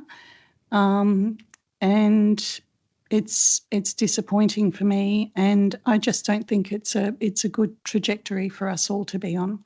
I think that everybody suffers as a result. So I'm speaking against the motion. I can't support it. And if this council could find a way to cut some of the red tape that burdens our residents and stop charging the level of rates that it does, then I could speak to a livability plan that supported that. Thank you. Thank you, Councillor Payton. Are there any other speakers? Councillor Nicol, did you not use your speaking time before to foreshadow an alternate? Yes, but I wanted to check with you, Mayor, whether I can speak against the motion. Yes, you can. Yeah. So normally when you foreshadow, you then speak to it at the same time. It's part of the same thing, but I'm happy to let you speak to this against it. All right. Yep. Thank you. Thank you, Mayor. Thanks for the indulgence. The reason I'm speaking against the motion as put is that I don't think this plan is quite mature and quite ready. There are technical aspects of the plan. So this is a rather technical sort of argument, but in Table 1, Section 26.2.e notes the requirement under the Health Act to align with Council's plan. Council's plan is just going out to community now, and so there might be more work needed. Table 2 on page 225 talks about the recommended changes to the livability plan 2017 to 2029. And really, there's only a few. There's only a few. So substantively, the plan continues on its current trajectory. And then that leads me to my main concern. The data is appalling. The stats are terrible. We got some really awful stats. But I can't tell from reading this plan, well, where were we at 2017 and where are we now, halfway through? Are we on the right trajectory? Are some of these measures that we're actually looking at going down despite this plan having been in since 2017? So are we looking at a scenario, we got to turn this plan on its head if we sincerely want to do anything realistically? I wonder underneath that more deeply whether in fact what we're part of is just macro trends, and anything we can do at a local level and local action can actually do anything about it. Maybe it's all just about putting your little bloody screen down and turning it off and not looking at it. Maybe there's bigger things at play here, and it doesn't matter what sort of money we throw at it at a local community level. Maybe we need radical change in our fundamental approach to this, but I can't get that from this report because I don't know where we were in 2017 and I don't know where we are now. There's a few stats that come down and those stats are really disturbing to me. So I want to know if we're on a downward trend, are we on an upward trend? That anecdote that you provided, Councillor Ross, is very encouraging. There's a storyline. We did something different. We performed differently to others. That's the sort of insights I was looking for in this document. So I don't. It's there. It's a great piece of work. I love some of the initiatives that are put forward here, but then I guess I'm sympathetic to some of Councillor Payton's positions on this as well, in that some of this story is a story about resilience, and as we step into this space, is community itself and are individuals losing their resilience and their ability to self-manage and do something about it. So for me, I feel another month or two's work might land this a bit closer to the mark, and that's why I'd speak against it. Thank you, Councillor Nicol. Are there any other speakers to this item? No, I just think I'll add from the Local Government Act, we have to have a municipal health and wellbeing plan. This is obviously a review, so we're not starting the plan from scratch, hence the limited changes. In the Local Government Act, Part 2, Councils, Division 1, Role and Powers of a Council, role of a council is to provide good governance in its municipal district for the benefit of wellbeing of the municipal community, and that's part of that. And I appreciate Councillor Payton's sentiment, but I mean, I was reading an article this week about, veterans returning from World War II and, just some of the horrible stuff, not having the services set up. And I appreciate that councils, it's not our primary function, but we are legislated. We do have to have a livability plan. They call it a municipal health and wellbeing plan. So we have to do it. So even if you don't like it or you wanted to change the contents of it, that would be totally fine. But we actually have to do it. So if we get any feedback from the community about why we're playing in this space, that's why we're playing in this space. But from my perspective, I work pretty closely with these teams at council, and whether we have schools coming in or I'm talking to the financial wellbeing action group or whatever, most councillors sit on one of these panels as part of that. But I work closely with lots of them, and they do amazing work. And Councillor Nichols' right. Some of the indicators aren't currently good, and I would not think that that's council's responsibility or fault. You're right. We operate in a big macro environment, but this is what we're doing, and it's accountable to our community and telling them this is what we're doing in response to that. We absolutely can't solve every problem in the Shire, but we owe it to the people that we represent to have a good crack at it, and that's what we're doing. All right, that's enough from me. Councillor Roberts, would you like to sum up? In summing up, I do acknowledge the feedback from the other councillors. The reason that I consider this a key piece of council work is particularly because of the partnerships that it creates. I was at a neighbourhood house just recently, and they quoted back from the plan to me saying, we're doing this work because we see that it's in this plan, which is part of the Shire's caring for the community, and that's why we're getting involved in trying to do more in, particularly it was in the harm space that this particular neighbourhood house was working. Nearly 20 years ago, I came to Cardinia to be the social planner, and there wasn't a health planner, there wasn't a health team. I was the only staff member working in any capacity around social indicators. And the plan that the first health and wellbeing plan had been done by consultants and just brought into the organisation. They had no ownership. And like when I look at this plan now and how it's become a major part and embedded and is working out into the community and drives the work that people, groups like Together We Can do, I just, see its immense value. There's challenges with the data. We're all even more challenged by the fact we're a growth area. So often studies don't get to us, so we don't have that data. So, but I really commend the officers on their work and ask officers to support this recommendation. Thank you. All right, thank you, Councillor Roberts. So we'll put the officer recommendation to 7.3.2 up for a vote. All those in favour? Against? We declare that carried, or I declare that carried. Thank you. All right, so we'll go to agenda item 7.3.3, the Draft Road Management Plan 2025 to 29. The recommendation is that Council 1 endorses the Draft Road Management Plan 25 to 29, Attachment 1, for public consultation. 2, approves the commencement of a public consultation period from 22 July 2025 to 19 August 2025. And 3, receive a further report on the outcomes of the public consultation in October 2025 for consideration prior to the formal adoption of the Road Management Plan 25 to 29. Moved by Councillor Owen. Thank you, Mayor. I'll move the officer's recommendation. Thanks. Thank you. Is there a seconder? Councillor Colin Ross. Over to you, Councillor Owen. Thank you, Mayor. Under the Road Management Act 2004, Council is designated as a road authority for local roads, footpaths and associated infrastructure within the municipality. The Act requires Cardinia to maintain a road management plan that details the standards and procedures for managing its road network. The current road management plan was adopted in June 2022 and requires a comprehensive review before the 31st of October this year. The review process for the draft road management plan 2005 to 2029 has included benchmarking against Victorian councils, other councils, internal consultation with relevant council departments and subject matter experts, adoption of new MAV template for road management plans to enhance consistency and clarity. So the proposed changes and key elements of the draft road management plan are as follows.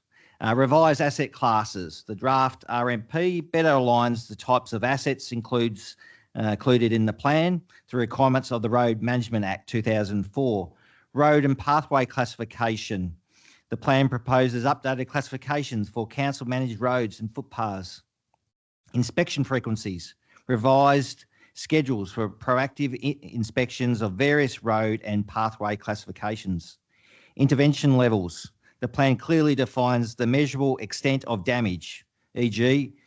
pothole depth, footpath, trip hazard, height, and triggers scheduled repair works. Some intervention levels have been refined to better reflect current industry standards. Response times, updated timeframes for addressing identified defects. Clear language and format. My understanding, it is simplified. It's easier for people to read and understand. Also, a Register of Public Roads. The RMP references the separate but related Register of Public Roads, which details all public roads and auxiliary areas of which council is responsible. It is a baseline. It's a minimum standard. And obviously we earlier tonight talked about the 90-mile consulting report, very detailed. We are going to do a unsealed roads strategy. That will feed in to our response and how we improve our road network. But this plan is the minimum. It's legislated. It's through legislation we have to have a plan. So I do note is the baseline. It's minimum intervention levels, but council can decide to go over and above that, and that's where the further work will occur with the strategy and looking at that 90-mile consulting report. So.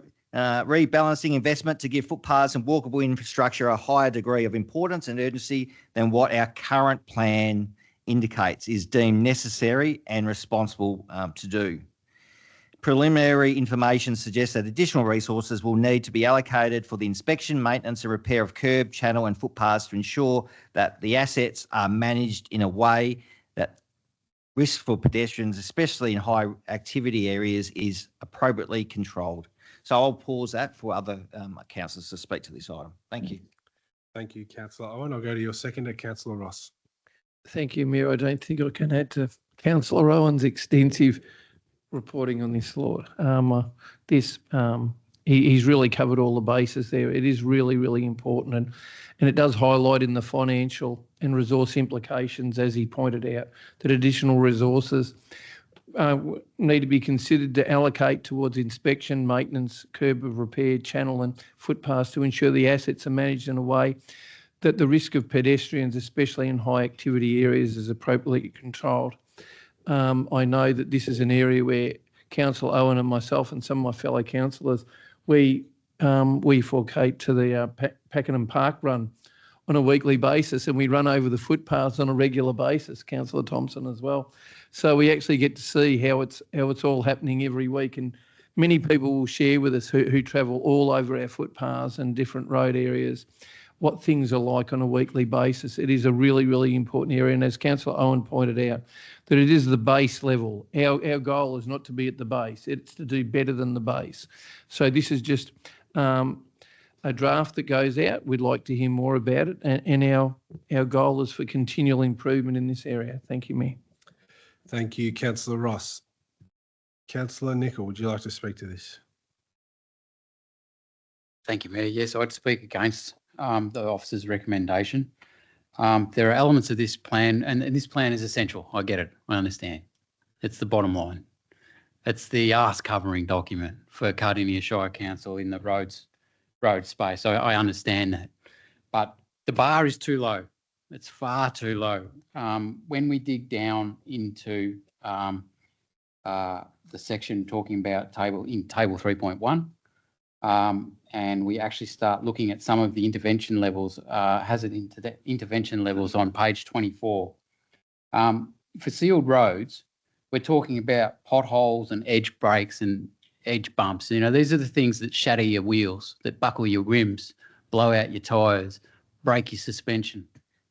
30 millimetres deep and 300 millimetres wide, right? We might look at it. And when we look at it, for a 4A road, like busy roads, 2 weeks. Let's move to unsealed, a class 4A road, so a collector road, Guess how wide the pothole has to be? 0.5 metre, 100 millimetres deep. The bar is too low. The bar is way too low. And I've had countless conversations with people who the cognitive dissonance is there because they've smashed their car. They might be a young tradie trying to get to work. They need their vehicle for work. They've hit one of these things. Council won't talk to them. Oh, it's above our standard. It's not at our service levels, which is the other layer of communication we put out to our residents saying, oh, we're aiming for this and we're aiming for that and we're aiming for this. When push comes to shove, it's this one. This is the level. We should be lifting the bar. If we're getting better, as we say we are at everything, then lift the bar. Back ourselves. And then if we're outside of that standard, we'll cop it. That's what pushes performance. That's what pushes better performance. We can say all these nice things in these other standards. That's great. But the reality for the punter who falls into the pothole or trips over the footpath or breaks a rim as they drop off the edge of a sealed road and then hits the sharp edge, the reality for them is this. This is where they'll get some recompense from us. And it's too low. It's ridiculously low. I don't want to live on a road. People come along our road at 80, 100 kilometres an hour. Now they can hit, in theory, a pothole that's 10 centimetres deep and 0.5 metre wide. So that's where I get to the part of the plan that I do like. There is a section of the plan which talks about, it's a two-way street. Section 2.6 on page 10 talks about the obligations of road users. Thanks, Councillor Nicol. I'm sorry, that's 3 minutes. No worries. Thank you, Mayor. Are there any other speakers to this report? Councillor Trudy Payton. Thank you, Mayor, and thank you, Councillor Nicol. I will also be speaking against the report for all of the reasons that you so eloquently highlighted. I was out in Kooyera last week speaking with Lockie, who attends all of the township committee meetings. He lives on McDonald's Drain Road, and he said to me that the last time he remembers that the road was graded was after he spoke to Councillor Ray Brown to have it graded. And when I took I've got photos of my phone on the road. I'm happy to share with all the councillors. It was pothole after pothole after pothole. You basically, you know, if you stayed on the driving side of the road, you would have lost your car rims within a short period of time. And I look forward to driving with our interim CEO this Thursday, take him out and have a look. But look, in essence, you know, we do need to lift that bar. We need to have a performance standard that's going to be satisfactory and safe for our especially unsealed road users. And I'll leave it at that. Thanks. Thank you. Are there any other speakers to this item? I'll go back to Councillor Brett Owen to sum up. Thank you, Mayor, and thank you other councillors for speaking on this item. I share your concerns about the importance of council to do better in maintaining our roads. I support that. This draft, it is a draft document. It is going out to public consultation.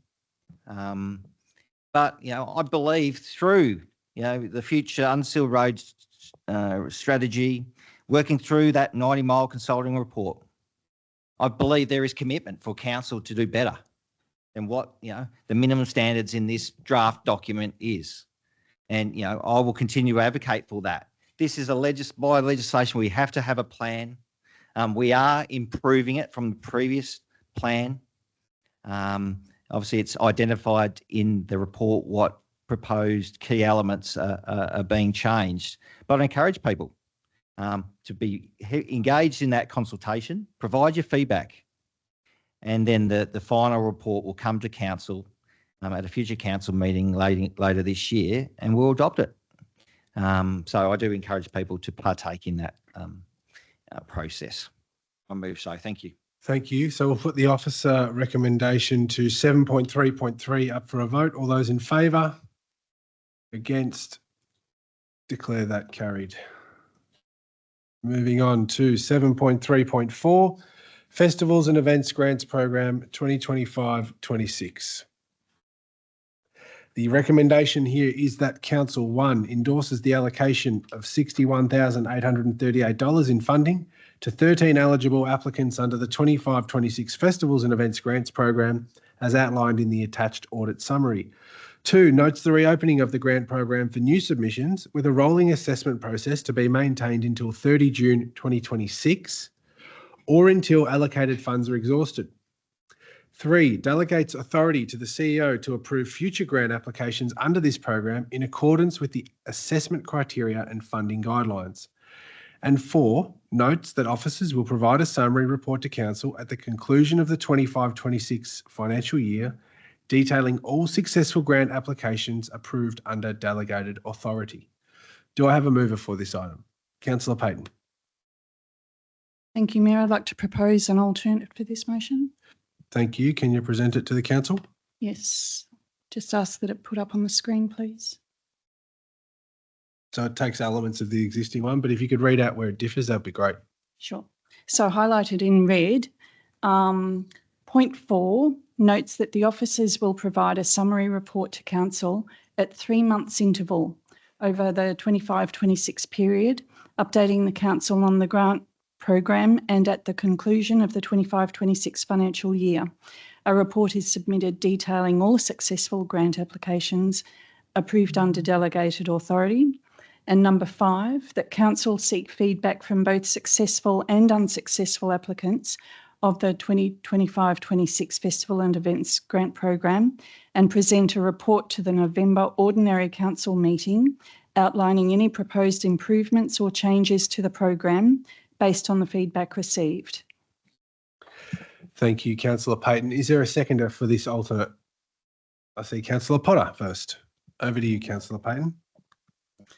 Thank you. So firstly, I want to confirm that there will be opportunity for those regular event organisers who missed the first who missed the first round of offers to apply for the remaining pool of funds in the rolling grants process once it's released again.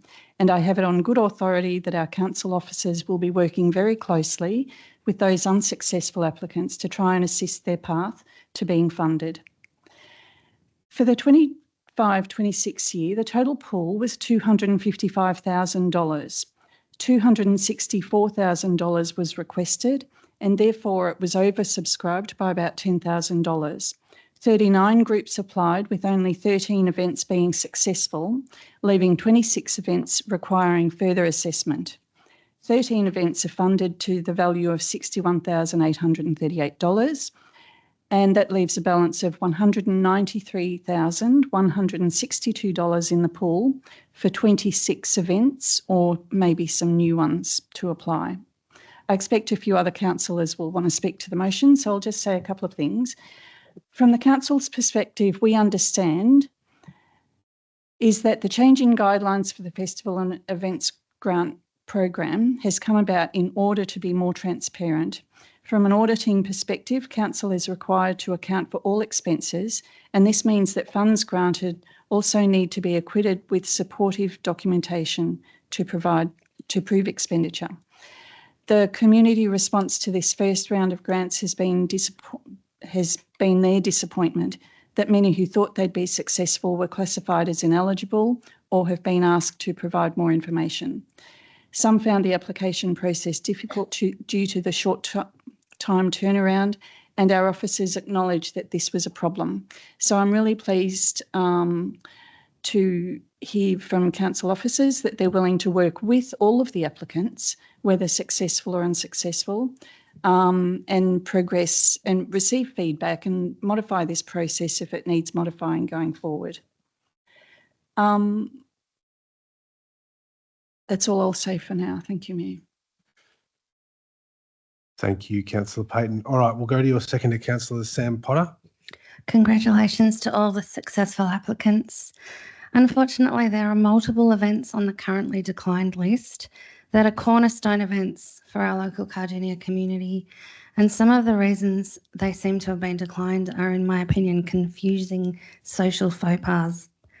They seem to be conflicting outcomes for some criteria and a limited understanding of local community landscape employed. Some currently declined applications are from groups who have applied many times before, and with the new process changes, I think that they may have appreciated a more human touch to get the forms done correctly the first time with advice from council. Also, it looks like there are only a few new applicants who have applied. I'd like to suggest that perhaps a marketed in-person relaunch with some face-to-face education sessions rather than just a video or an online information of the new grant processes might have reached and encouraged more of our community to try applying. I would like to see council's communication with community simplified and made easier to understand. I note there seems to be very few applications from our culled community comparatively to others. I recently attended the Victorian Multicultural Commission State Forum, and two of the key takeaways was systemic exclusion, where government and service systems are often designed for people with financial and educational literacy, disadvantaging migrants or people without formal education, and also funding fatigue for the same reason. I would like us all to be more inclusive than that, not to mention the disabled members of our community. I would highlight that all council communications need to endeavour to embrace access and inclusive, accessible communication techniques. We have lots of culled community members, people who speak English as a second language in Cardinia now, and it's just growing. So I would certainly like to see our processes simplified and made more plain and easy to understand with a helpful human touch. It's not a small undertaking to apply for a grant, and it takes time, focus, commitment and guts. You have to believe in yourself and your project and be fluent in English and able to understand the process of the grant. I'd like to think we can be more inclusive. And also we need to support our volunteers who have been doing it well for so long. Why put our local volunteers, who are local mums and dads, freely giving their time, trying to make our community better through this roller coaster of stress and confusion? I think not supporting them to get applications right the first time is a waste of everyone's time, energy and money, when in many cases a simple phone call, coffee chat, explaining how to do the application right the first time could have made things clearer and fairer from the start. Let's give them the respect of ensuring that they've actually understood what is now being asked of them with all these changes, not leave them disheartened. I feel it's insulting to many of our volunteer-run events, especially the long-standing cornerstone ones. Thanks, Councillor Potter. That's over Thank you. 3 minutes. Are there any other speakers to this one? Councillor Roberts. I just want to acknowledge, thank you, Councillor Payton, for your alternate in this case. The review timing was such that these grants went out to the community later in the year than they normally would be applying. And the window also for application fell over the school holidays and the Easter period. So it was only just a calendar month with that time when often people are engaged in other activities. So I really welcome the staff have made the recommendation to go into a rolling program this year, and also the changes are significant. It's a three-tiered system. The goal with that was that the tier 1 events could potentially attract us to work with businesses. Our guidelines before didn't allow us to work in conjunction with business as well. So that was one of the key things, key positive changes that was made. And it's hoped that eventually that will occur, but most of the applications that have been approved so far are at the lower end in the tier 3, the grants of around $5,000, so or under. So I really encourage the community not to be disheartened and to try and work with officers over the next couple of months, and hopefully we'll see at the 3-month reporting, if this alternate goes through, we'll be able to see a lot more of the events funded, particularly those that have that experience that we know they do have in delivering quality events in our Shire. Thank you. Thank you, Councillor Roberts. Can I just ask that everyone turns their phone on silent, please? Thank you. Yeah, obviously there's been some confusion brought about by some poor communication on our end with this, and whilst that is disappointing, what's being moved, I'm going to support that because it commits council to working with some of the event organisers to move these current events from further information required into the successful category.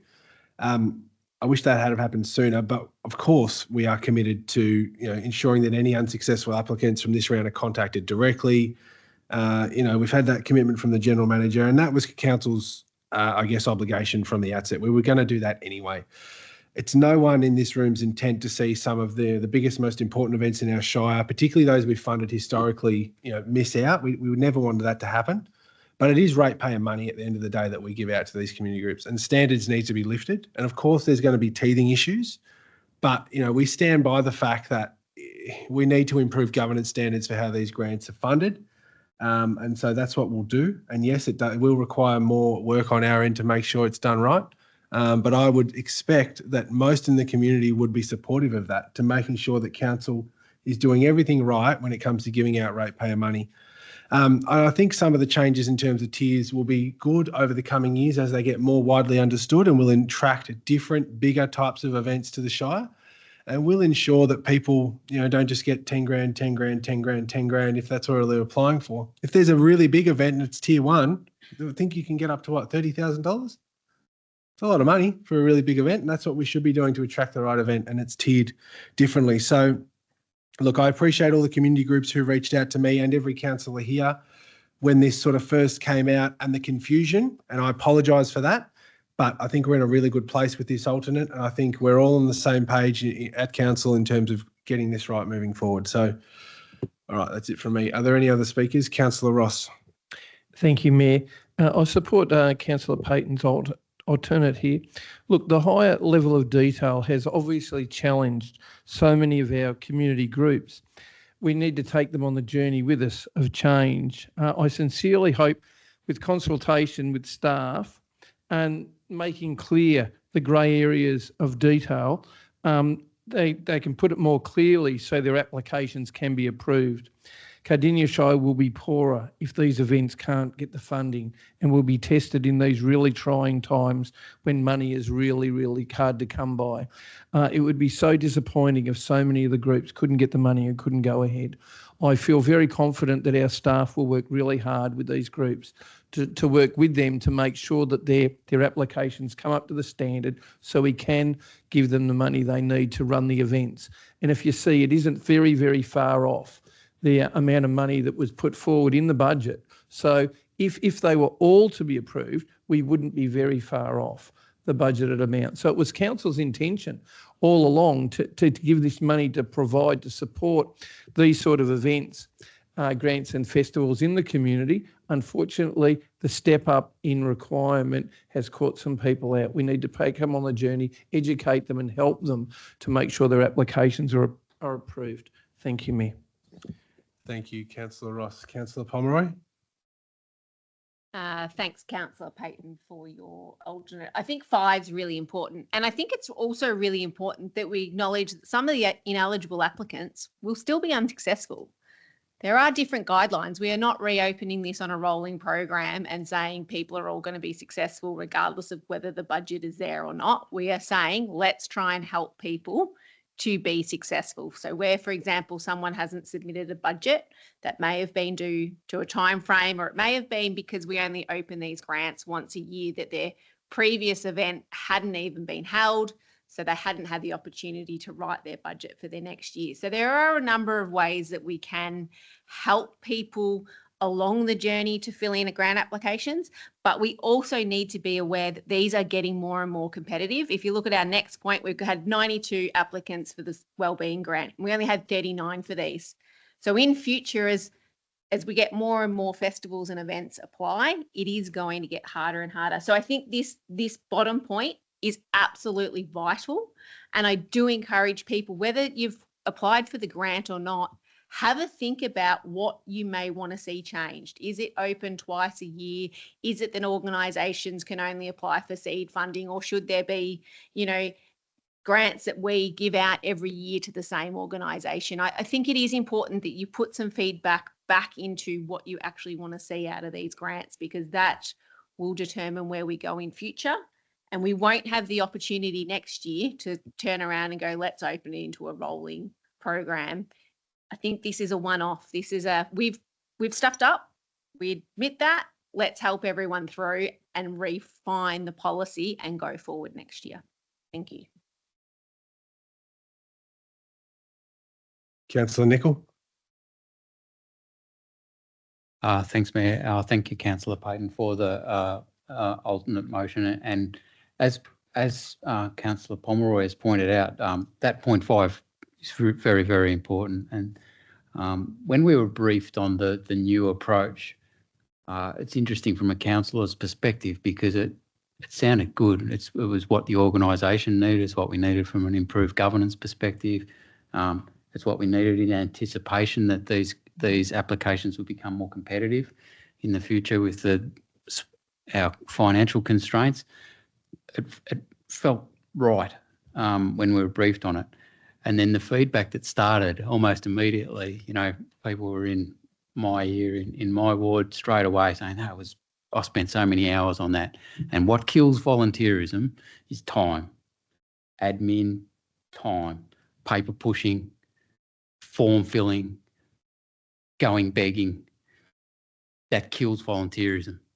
And so that's the lesson that's slated home to me. Well and truly, it was, people were talking to me about it a couple of months ago, and then the shock of how many of our experienced volunteer groups who've done fantastic, magnificent events got a knockback. That shocked me, I think, as much as it shocked them. But the officers' response last week was highly commendable, I think, in sort of acknowledging that straight away. And on the phone to the officers, they were providing me with some responses that I could take back with confidence to community over the weekend and hopefully allay some of their concerns. So that 0.5 is very, very important for us as an organisation. What we hear back from those participants is going to be crucial for the success of this program into future years. So I hope people feel that they can give us full and frank advice, and that's well received by us as an organisation. We think about how we can address that enemy of admin time. Councillor Owen. Thank you, Mayor. Just briefly, I support the comments of other councillors have made. Councillors were advised this afternoon that if this resolution is passed, tomorrow, those conversations are going to happen, straight away with unsuccessful applicants. And that's really important, because some of these events have got strict time frames. Obviously, we've got Christmas only 4 months away. So we need to act on it quickly, and that's what council has been very assured that officers will work on this as of tomorrow. Thank you. Thank you. I'll go back to Councillor Trudy Payton to sum up. Thank you, everyone, for your comments. And just for once, I love being on the same page as everybody else. Thanks. So I just want to relay and repeat some of the comments made. Volunteering is really difficult. We're seeing a decline in volunteering. I really enjoy the fact that our officers are open to taking on a lot of feedback here and making the process of the feedback that they receive from our applicants transparent to the rest of us, so that going forward we can all understand what's best for an improved process outcome for next year. The comments made by Councillor Potter about the cold and the, English as a second language, I think that, it's not just arts events, it's cultural events that we really want to see promoted and celebrated here, because it's the identity of the Shire, and as it changes and we get our new cultures coming in, we want to see those out loud and proud with the rest of us. And I think that to assist in that space, the recently adopted Arts and Cultural Reference Group might have a big role to play in there. So I'd really like conversations going forward for this guideline, for this granting process, to actually include, if we can, the Arts and Cultural Reference Group. Understand we can't have conflicts of interest in the decision making and the awarding of money, but just in the actual process itself would be really good. Thank you, and I look forward to hearing a more positive outcome in the weeks to come after council officers speak with some of those applicants starting tomorrow. Thank you. Thank you, Councillor Payton. Right on time. We're going to put Councillor Payton's alternate up for a vote for 7.3.4. All those in favour? Against? Declare that carried.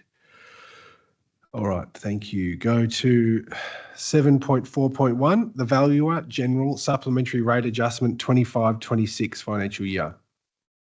I just have to note that there was an error identified in the table in the background section of the report. I can confirm that the figures are correct, just misaligned in the table.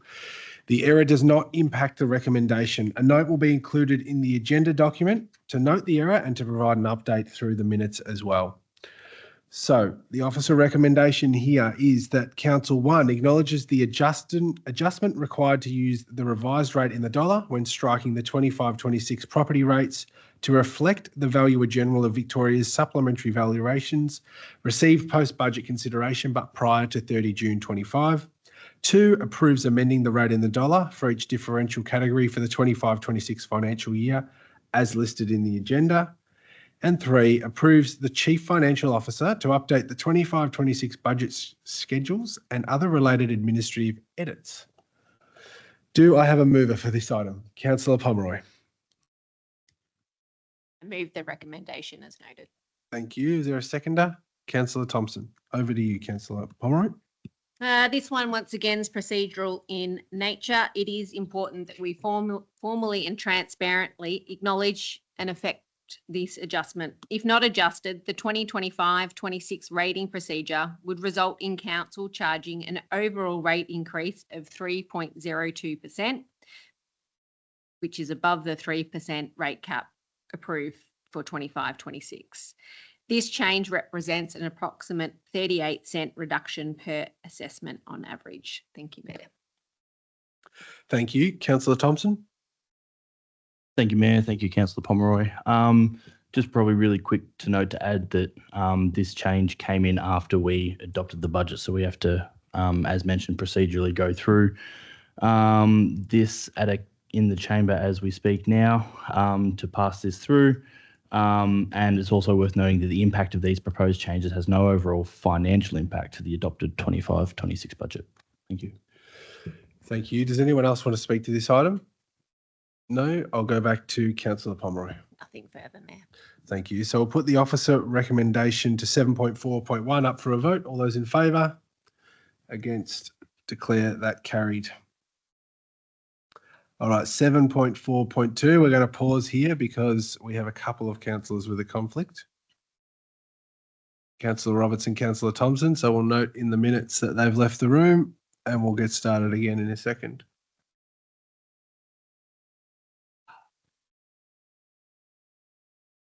All right, 7.4.2, the 2025-26 Wellbeing Support Grants. The recommendation is that Council approves 54 applications for funding under the 25-26 Wellbeing Support Grant Program to the value of $102,810. Do I have a mover for this item? Councillor Pomeroy. I move the recommendation as noted. Thank you. Is there a seconder? Councillor Ross. Over to you, Councillor Pomeroy. Thanks. So as I mentioned before, Council received 92 wellbeing support grant applications, which I think is a great result. Really, it shows the importance of these grants. It shows that there are so many volunteers within our community helping each other out. So before, when Councillor Payton was talking about, government interference, and I actually see these ones as great government interference. We're in there helping people do what they want to do to improve health and wellbeing, support volunteer development and build capacity of our community organisations. So we've allocated $10,342 under the volunteer support grants, $57,581 to seeding grants, which there's 13 applicants, and $34,000 to the small change grants. Thank you. Thank you. Councillor Ross.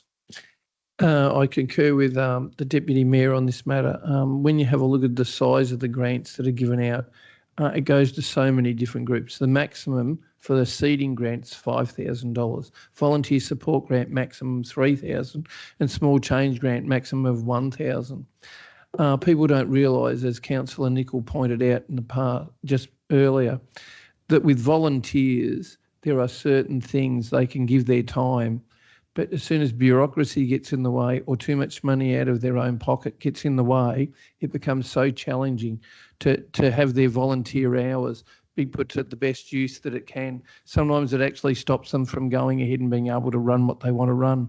Hopefully council can participate in this way a little bit to help them out. If they're going to volunteer their time, and if we can give them a little bit to help them out, hopefully it boosts them on. So in the long run, as Councillor Payton might say, you can self-fund yourself in the end. Hopefully the seeding and a little bit of a help helps them, boost them towards being able to do things themselves in future. Thank you, Mayor. Thank you, Councillor Ross. Are there any other speakers to this one? Councillor Potter. Thank you. It warms my heart to see the types of services, volunteer groups and community organisations who have applied for these grants. To me, it's literally the heart and soul of Cardinia, the unsung heroes and quiet achievers. Volunteering is something that changes lives, and it changes the people you serve, and it changes the volunteers themselves. And as Councillor Ross said, poison to volunteering is bureaucracy. The ones who are there for us for all the good times and the bad times, bringing people together to shine, they are there through the dark night of the soul, and the ones who encourage us to grow, be our best and give things a go, who are there when we need encouragement and support, the ones who are constant and caring. We need to thank them all. I want to thank all the groups who have applied, successful or not. The work you do is nothing less than special. However you look at it, and from whatever background you come from, the work of these volunteers in our community is special, and you all deserve our support and thanks. I encourage you to apply again. If you didn't get funded this time, please speak with council staff and reframe your application. Allow the council the opportunity to support you. I will say I would like to once again advocate that it's important we do our best across the board, that communication be inclusive and clear, and that we allow cold communities and disabled people to be able to be communicated to plainly, and supporting them to actually get through. That helpful human touch is so important, so we can support them to do the amazing work that they do in our community, because we need you all and we are so grateful for you. So thank you. Thank you, Councillor Potter. Are there any other speakers? Councillor Payton. Thank you. So a couple of comments on this. The total amount applied for in funding was $232,148. The total amount granted for approved funding was $102,810. So that's $132,000 oversubscribed for the funding that was made available. One of the things that I noticed in the comments was that the Volunteer Subsidised Training Fund, which is a state offering, I imagine, seems to be cited as alternate funding for many of the applications that weren't successful. I hope that in the grant funding guidelines for next time and any information workshops, highlight this as the source for certain types of funding requests so people don't waste their time applying going forward. From a higher level, I have a real issue with the amount of funding that this council provides to sporting clubs by comparison with the wider community initiatives, whether they're food banks or whether they're arts and cultural groups. And I would like to start the conversation with our council officers to ask whether it's appropriate for sport and rec clubs to be removed from this wellbeing grant.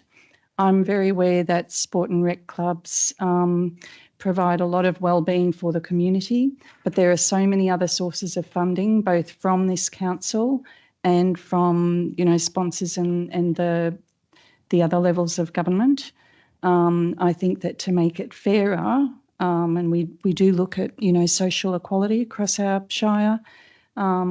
If we were to remove sport and rec clubs from this wellbeing grant, I think that you'd see better dividends for the whole shire. Thank you.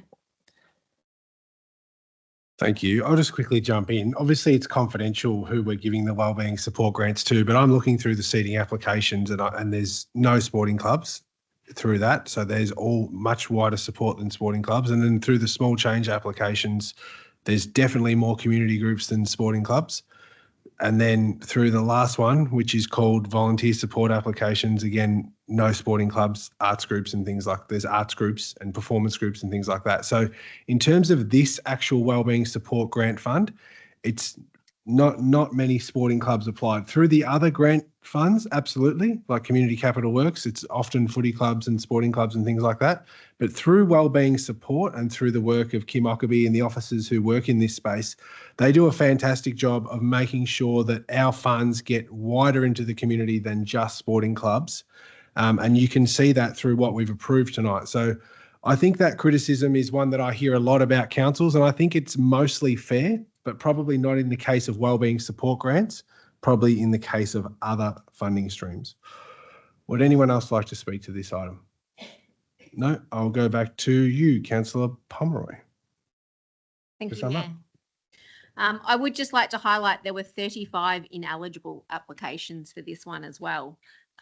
So they will not have an opportunity to resubmit, but will be supported into the future for future grant applications, but also being given good feedback as to why their projects were ineligible. It is important to note that we have overspent the budget of this. So we've given out $102,810, which is an overspend of $86. But really, I'd just like to say to the 92 people, because I'm sure it was 92 people that had to actually write these and then take them to their committee and get someone to give them the ABN and the other thing. Thank you so much. Writing grants is a pain. Writing budgets, everything is just another step. So I really want to recognise the effort you've gone to. And if anyone does like writing grants, every community group comes and sees me and says, do you know anyone? Do you know anyone? So if that's you, go find your local community group. I'm sure they'd really appreciate it. All right, thank you. So we'll put the officer recommendation to 7.4.2 up for a vote. All those in favour? Against? I declare that carried. All right. Welcome our colleagues back into the room.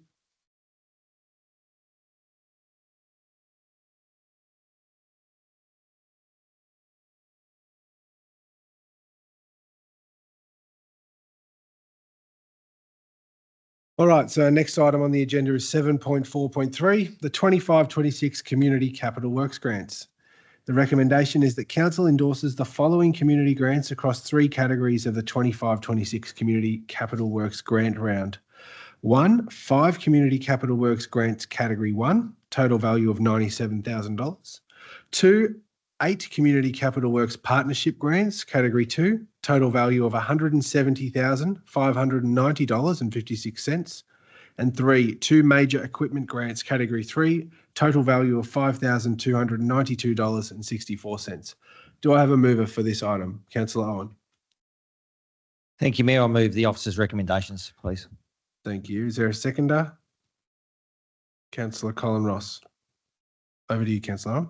Thank you, Mayor. The 2025-2026 Community Capital Works Grants and Major Equipment Grants program consists of 3 categories. Category 1, up to $20,000 per project. All works to be conducted will be coordinated by council with no match funding asked of the community groups. Category 2, up to $35,000 per project, co-funded and managed by the community group applying. And Category 3, major equipment, up to $20,000 per application to match the community group's funds. So expressions of interest started the process. That started on the 16th of September and closed on the 12th of December. Subsequently, successful EOI applicants were invited to submit a detailed application when applications opened, and that opened on the 20th of January this year and closed on the 20th of March this year. So 2 months' time. A total of 24 applications were received under 3 grant categories. I acknowledge 8 applications were not supported. A total of 9 eligible applications were received under Category 1. Council officers recommending support to the value of $97,000. Category 2, 12 applications. Council officers recommending support 8 of these applications to the value of $170,000. A total of 2 applications were received for the Category 3 major equipment, and both are being recommended to being supported. I'm a big fan of this program. It assists successful community groups to upgrade community and recreational facilities. And I note they're either council or on Crown land. So they are helping to improve council or Crown land assets, which is important to note. Improvements to facilities are funded through this program, boost people's participation and involvement in their local communities. So Category 1 had priorities for upgrade to accessibility, so improving access to our buildings. That got a good rating if it was one of those. Building sustainability, crime prevention through environmental design, removal of hazardous materials were one of the priority areas. I do want to thank the community groups who applied, and congratulations to those successful. I also, as noted by previous councillors previously in other items, it does take a lot of time. Frustration. People express their frustration a lot of the time regarding application processes. These grants do enhance our assets and Crown land assets, so I thank them. So I'll let other councillors speak to this item. Thank you. Thank you. I'll go to Councillor Ross. As the seconder? Thank you. Right? Yep. Yeah, thank you. Thank you, Mayor. Just finding myself again. That's okay. From writing. I concur with Councillor Owen. Over the years, we've seen literally millions of dollars being invested into community assets, the ratepayers' assets, through this grant scheme. Once upon a time, it was dollar for dollar that people had to put in. So basically the community were putting in, or the groups were putting in, equal amount as council. Unfortunately, some groups just can't raise the same amount of money. So it was changed a few years ago that there would be a category that council would put in 100%. But I must say this does give the ability of all groups out there on reserves and different council facilities to be able to improve their asset for ratepayers. They have personal knowledge. They know where to improve the reserve. They take ownership of it. They run the development too. Council assists them and helps them where we can to make sure that their application is approved and it's fully worked through so that the asset becomes real. It is a really, really important thing. So many councils don't have these sort of grant schemes. So therefore, you just don't have community groups running reserves. Council runs it all. And you know what happens if council runs it all? Basically, that when people apply to do work for council, you probably pay 2 or 3 times more than what it would be. If the community group runs it and basically costs it out, a lot of the people do in-kind work as volunteers. They volunteer their expertise and their time to make these projects come about. Quite often there might be something like a kitchen or something like that that needs to be improved. Council will buy the oven and the fridge, but they will have plumbers who will come along and volunteer their time. Like I know, as an example, Mr. Robert Porter, being a plumber, he used to spend so much time on that reserve with the Rob Porter Recreational Reserve, putting in his own volunteer time. All we would do is add some of the money that he would have to spend out of his pocket to do it. So this is a really, really good project. I'm so pleased to see that people are applying, and even more applying who can't even provide the money to improve the asset. And this is literally, if you look at value for ad, this is a really, really big one on building the assets within Cardinia Shire, and people take ownership of it. They feel like they're part of it, and they want to contribute as long as we keep giving and helping them. Thank you, Mayor. Thank you, Councillor Ross. Are there any other speakers to this item? Councillor Potter? I just wanted to congratulate all the successful applications and encourage unsuccessful applications to work with council staff to reframe for future support and try again in the future. Obviously, again, I want to mention how important clear communication and a human face is, with inclusive and accessible communication for culled applicants and potentially disabled applicants too.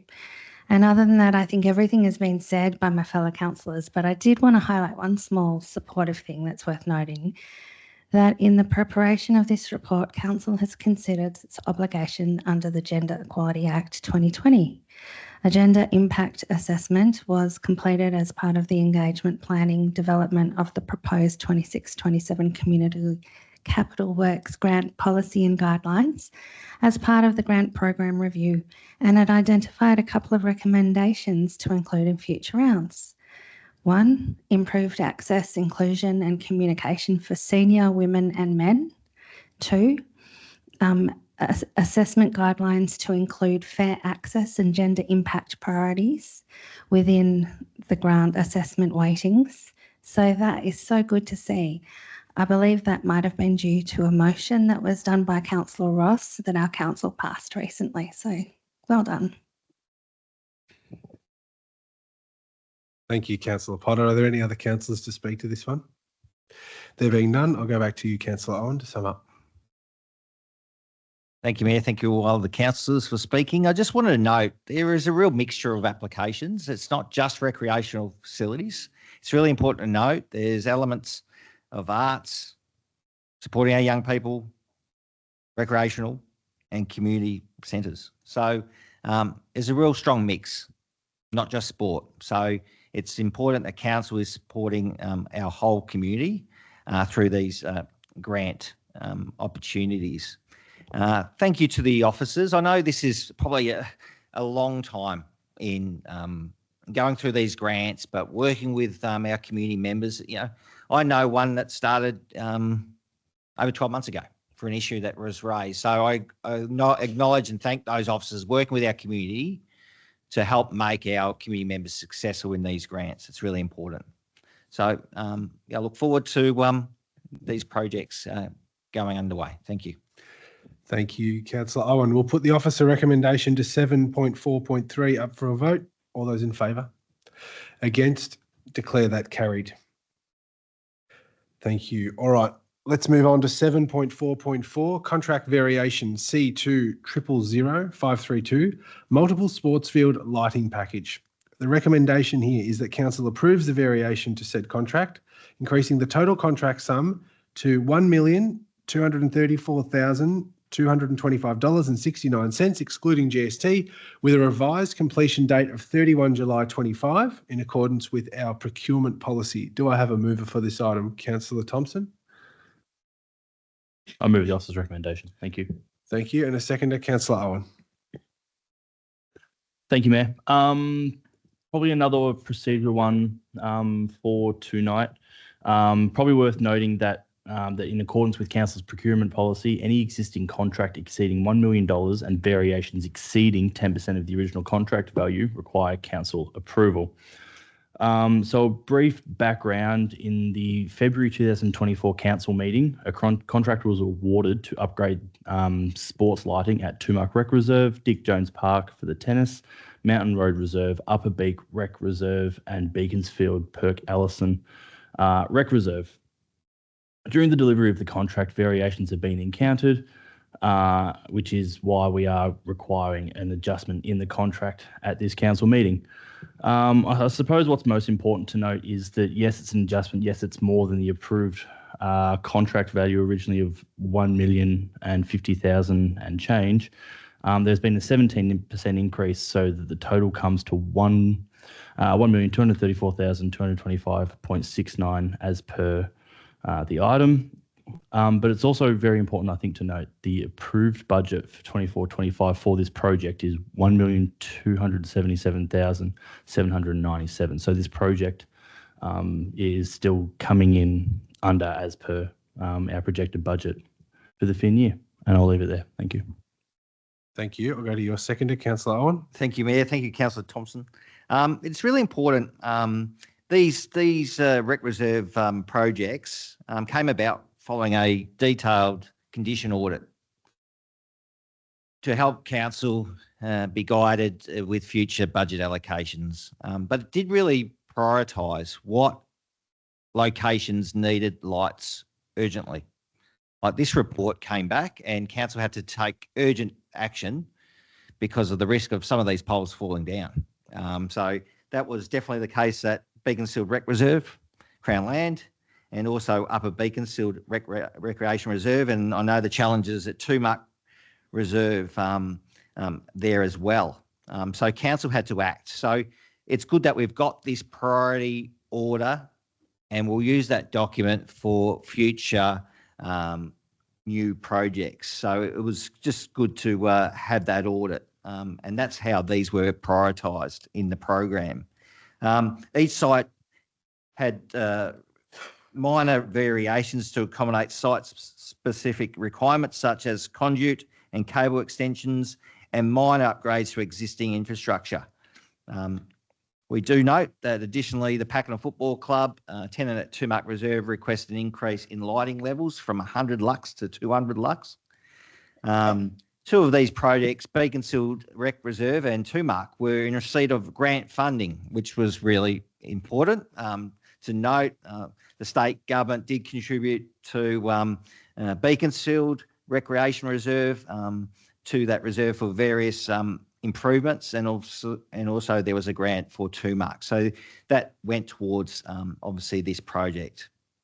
So I'm happy to support this variation. Thank you. Thank you. Yeah, I'm happy to support it too, especially given when you look at what the council cash is there in that table, 890,000 and the grant funding of 387. So whilst, you know, we never want to have to come back for a variation, pretty significant amounts of grant funding, and also clubs have contributed themselves as well. So, yeah, obviously we have minimum standards, and when clubs want to exceed those standards, they have to come up with the money themselves, whether out of their own pockets directly or getting it from the state. And my understanding is both those clubs who we're talking about now have done that out of their own pocket. So that hasn't cost council anymore, which is very, very important. But yeah, Councillor Owen's right. From a safety perspective, we had to move quite quickly. And I understand some of the more detailed financials are confidential, but this is a project where I was really pleased to see council was able to get a lot done within budget, or within, I guess, the total approved budget, as you mentioned. Obviously, this is a slight variation, but again, we look at the council cash, less than $1 million. That's a pretty good result. All right, would anyone else like to speak to this item? Councillor Colin Ross. Thank you, Mayor. What this item actually doesn't detail and doesn't say is quite often associations increase the standard level of lighting under their insurance to for clubs to be able to play certain sports. I can remember years ago the Tumac Valley back reserve where their junior football were playing, they had 80 lux on their grounds, and then all of a sudden the league with their insurance turned around and said it has to go to 120 or you can't play. So these little kids, 9-year-old, 10-year-olds, couldn't play sport anymore because they increased the level, and it was done through the AFL all the way down. So all these kids who kick the ball no more than about 10 or 15 metres were told the lighting isn't good enough for your safety to play. Council at that time put in money to help upgrade the lights so they can continue playing. And when you read through this, where it's got to go from 100 to 200, I will bank the fact that they've got pressure on them to continue playing under a safe level of lighting. They've got the pressure on them to improve. So therefore, unfortunately, you know, if we don't come up and we don't help some of these groups, they don't have the money. I would hate to see that there's anyone out there who can't do some of the things in Cardinia Shire because we didn't assist a little bit more on where we already invest a huge amount of money in this area to make it pristine and make it the right level that's needed only requires, in this case, a little bit more to the variation. Anyway, I hope my fellow councillors support this. Thank you, Mayor. Thank you. Are there any other speakers to this item? There being none, I'll go to Councillor Thompson to sum up. Thank you, Mayor. Not much further to add. Just thank you to fellow councillors for speaking to the item, for raising the safety and the urgency that is required with this item, and just to the finance for a bit of contingency that we stay within budget. Like you said, Mayor, under $1 million council cash is a good result. Thank you. Thank you. So we'll put the officer recommendation to 7.4.4 up for a vote. All those in favour? Against? I declare that carried. Councillors, we're now just going to take a short break. It's 9:30, so if we could be back sitting down at 9:40, please, we'll get back into the meeting. Thank you.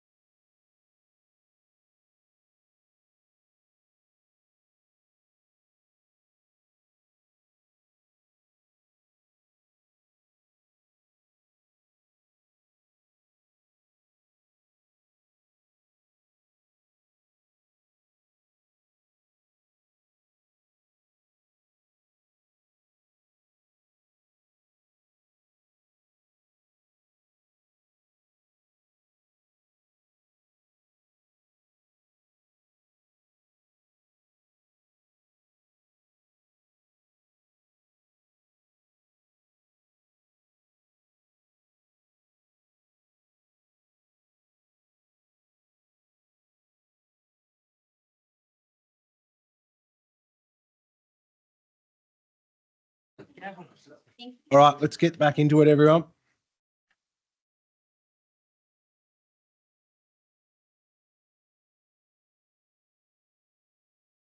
All right, we'll get back into it. Thanks, everyone. Agenda item 7.5.1, Council Resolutions Report, April to June 25. The recommendation is that Council note the report. Thanks, everyone. The recommendation is that Council note the report detailing implementation of Council resolutions for the period from 1 April 25 to 30 June 25. Do I have a mover for this item? Councillor Pomeroy. I'd like to move the recommendation as noted. Thank you. A seconder? Councillor Nicol. Over to you, Councillor Pomeroy. Great. This report details from April through to the 30th of June, council resolutions and those from town planning, noting that from town planning, 1 has been completed, 7 decisions remain in progress and 1 is on hold. And from the 1st of April to 30th of June, across town planning and council meetings, 32 have been completed, 5 decisions remain in progress and 1 on hold. And it is important to note that a number of them have also been completed tonight because there are a lot of the noms that we have discussed. So that is pleasing to see. If you'd like a reminder of what those items are, it's detailed in the report. Thank you. Thank you. I'll go to Councillor Nicol. Thank you, Mayor. Nothing much further to add other than reference to the table, which is self-explanatory. Thank you. Are there any other speakers? Councillor Ross. Thank you, Mayor. This is an excellent addition to our agenda on our general council meetings. I know in the past, over a long period of time, there were certain times when I know Councillor Owen would ask the question, what happened to the notice of motion that was 3 years ago? And if the council staff had all changed, people would have to go scrambling to try and find it. This puts it on a chart. You can follow it and you can see whether it's been completed, whether it's still in progress. I think it's really good. It outlines as well with a bit of detail what it was about so everyone can follow it, community and councillors. Thank you, Mayor. Thank you. Would anyone else like to speak to this? I'll go back to Councillor Pomeroy.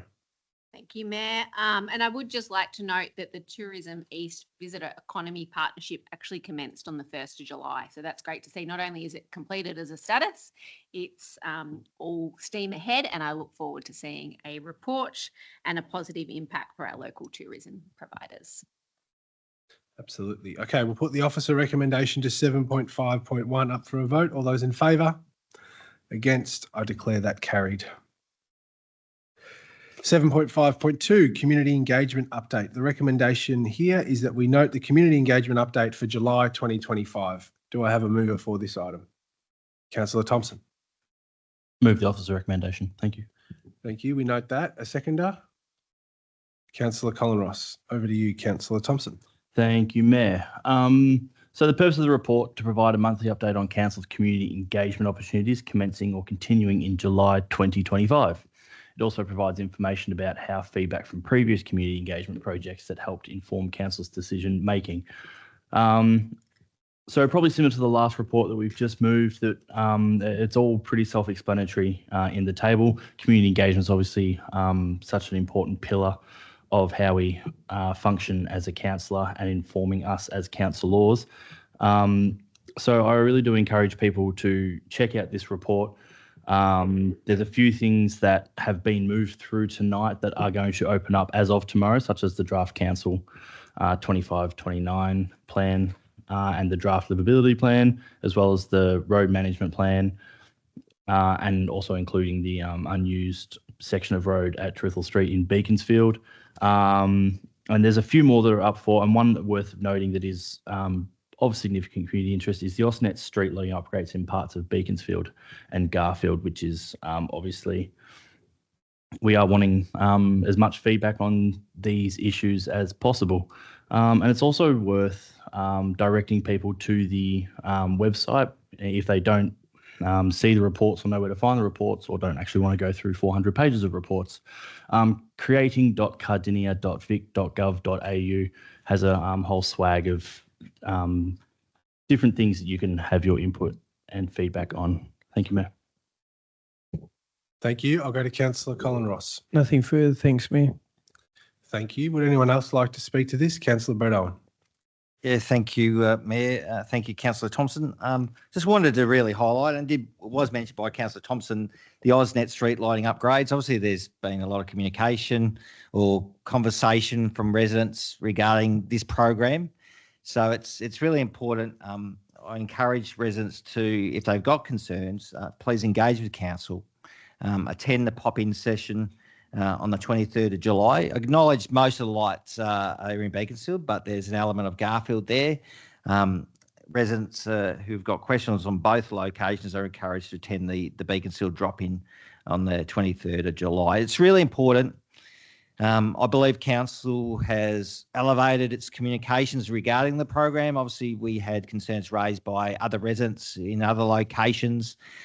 Council has elevated our comms in this space, which councillors are very pleased about. Residents received a letter. I received a letter about the Beaconsfield upgrade. It was a detailed letter with photos of what's there at the moment, what's proposed. So that's really clear for residents to understand, and also explains why council is doing this program, which is really important. So I encourage residents to engage with that. Thank you. Thank you, Councillor Owen. Would anyone else like to speak to this item? I'll go back to Councillor Thompson to sum up. Thank you, Mayor. And thank you, Councillor Owen, for contributing that. I think it's just really good to really drill home the fact that we really do rely on community consultation, feedback and engagement.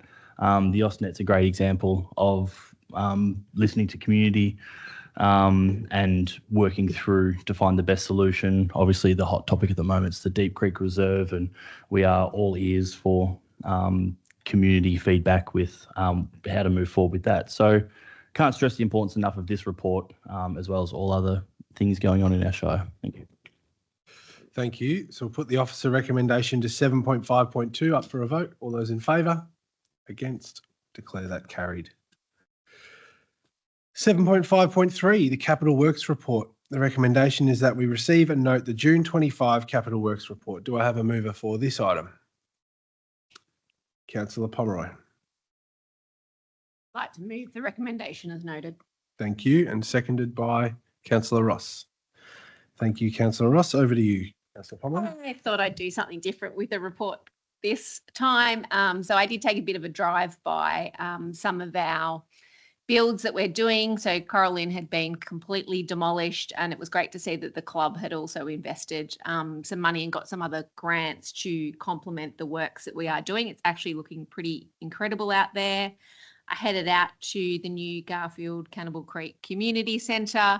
It's a modular build, so it is going up as we speak, and I look forward to that one being opened. So I've been out and about. I did unfortunately missed the sod turn for the Upper Beaconsfield Rec Reserve, but there were a number of councillors that made that.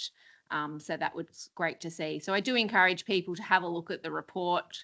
We do have 4 carry forward projects, which does include the Coral Inn Pavilion, the Garfield North Cannibal Creek Community Hub, the art at Lang Lang, and survey works at Emerald Lake Park. So they're a priority to get done. But the report's great, tells you where everything's at, and a little update. Thank you.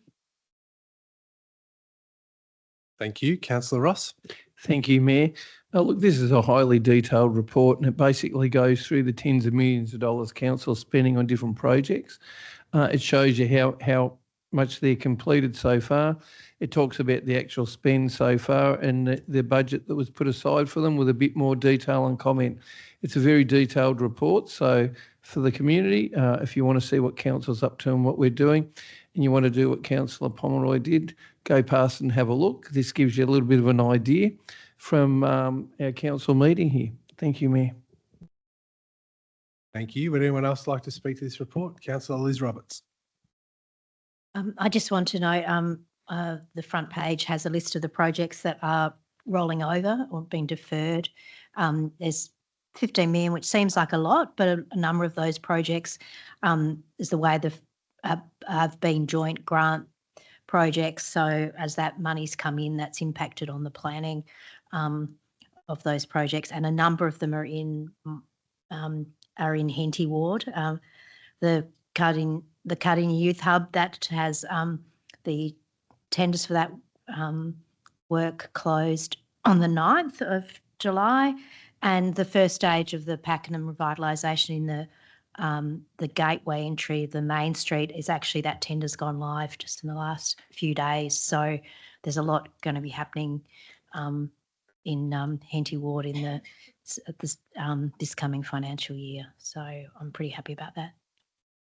Thanks. Thank you, Councillor Roberts. Any other speakers? Councillor David Nicol. Thank you, Mayor.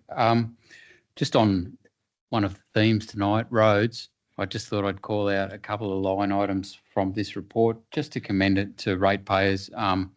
Page 412 of the council report, which is page 4 of 7 of this report. The Connecting Cardinia initiative, which was a budget spend of $4,139,000. And then on page 413, which is page 5 of 7, the Sealing the Hills initiative, which is federal money, but again, $5,403,000 plus hundreds of thousands of dollars from locals chipping in to build their own road. I would just note that that's good money. That's money spent to save money. So construction of those roads means that they won't be unsealed anymore, which will take operational budget out of the spend. So I just thought I'd shout those out. This is a great report to do a little bit of a deep dive just to get a sense of the range of things that council is investing in. Thank you. Would anyone else like to speak? Councillor Trudy Pate. Just very briefly, one of the carry forward items is the installation of public art at Lang Lang. That's our lovely horse sculpture that's in works, almost completed, I believe, with Adam Humphreys up in Tamworth. So I'd really like to see it being transported down the highway actually and make its mark down here. One of the good news stories about that is that our council officers who worked very hard to get advice out of the Department of Transport and Planning actually received the green light that this artwork can potentially be, I say potentially, be placed in the place in Thulis Park where Kay Cameron before me made the resolution last year. We're currently awaiting a road safety assessment from the department, and I think that's probably the last thing to be done, and we're hoping that that can all be installed by end of August. So very nice to tick that one off. Thank you. Very exciting update on the artwork. Thank you, Councillor Payton. That's fantastic. Are there any other speakers to this report? No, I think Councillor Roberts, you covered off the ones I wanted to cover off. Very excited that Pakenham revitalisation is finally about to become a reality. We're about to start. Just to reiterate to people, the tender's out right now. We're hoping to start works soon once that tender closes and once we follow all proper probity processes. Works will pause in December so as to not disrupt anyone, and then works will start again in the new year. Remember, this is a 12-stage long-term project to lift up and provide economic development and community benefit and community pride back into central Pakenham. But we currently only have 3 stages funded. So it's important to be realistic about that. That's actually a good thing because when you get federal and state money, they often tie you to time targets. So you don't want to apply for money too far in advance. So it's good that we've only got those 3 stages funded.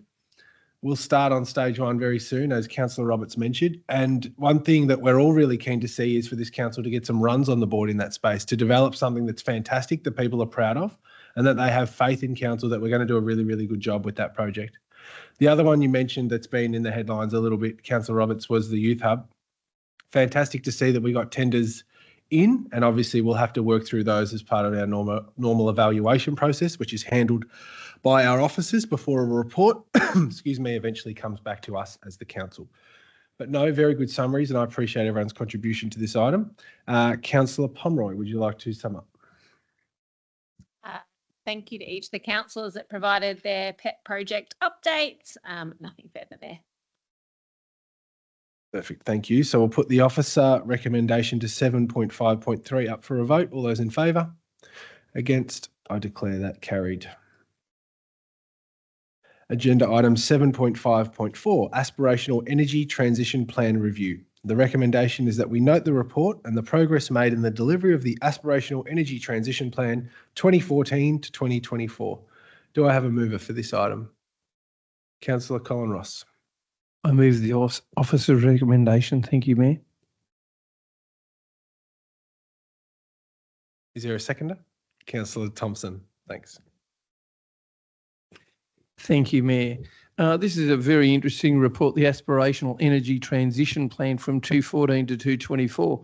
I can remember when I first got on council in 2008, there was only 7 councillors, only 2 of us believed in climate change, and the only way you could get anything delivered was convince the other councillors that there was a saving in it. If you invested money into something, you'd save money in the long run. Had nothing to do with the environment or saving carbon emissions or anything like that.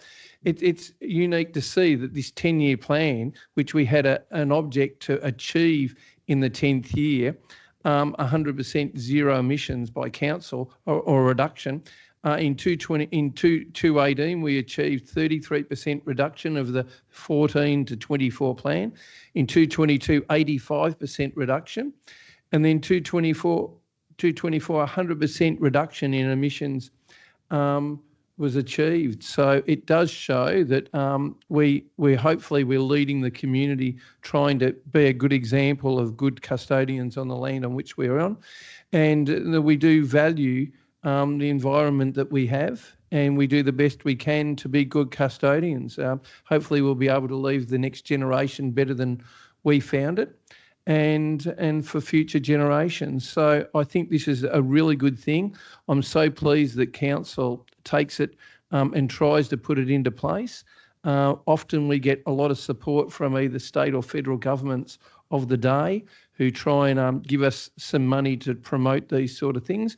And we're one council that's actually achieved this in this space. So anyway, I look forward to hearing fellow councillors if they want to highlight some of the things out of this that they see as really good custodian work by Cardinia Shire Council. Thank you, Mayor. Thank you, Councillor Ross. Councillor Thompson. Thank you, Mayor. I think it was pretty well summed up. Thank you, Councillor Ross. I'll probably just like to add that we have a new towards zero emissions plan, and will continue to align with emissions reduction with Council's livability plan 2017 to 29, while also looking to execute our current 2040 vision, which is summed up in the following statement. We recognise the effects of climate change on our community, environment and the planet. We take action by leading Victorian councils in the prevention of and adaptation to climate change. And it will support strategy 3.1 of our council plan, 21 to 25, including implementation, and there's some associated policies and strategies and plans in which we are following that. I will leave it there. Thank you. Thank you, Councillor Thompson. Are there any other speakers to this item? Councillor David Nicol. Sorry, yeah, just quickly, one of the things that's jumped out is page 9.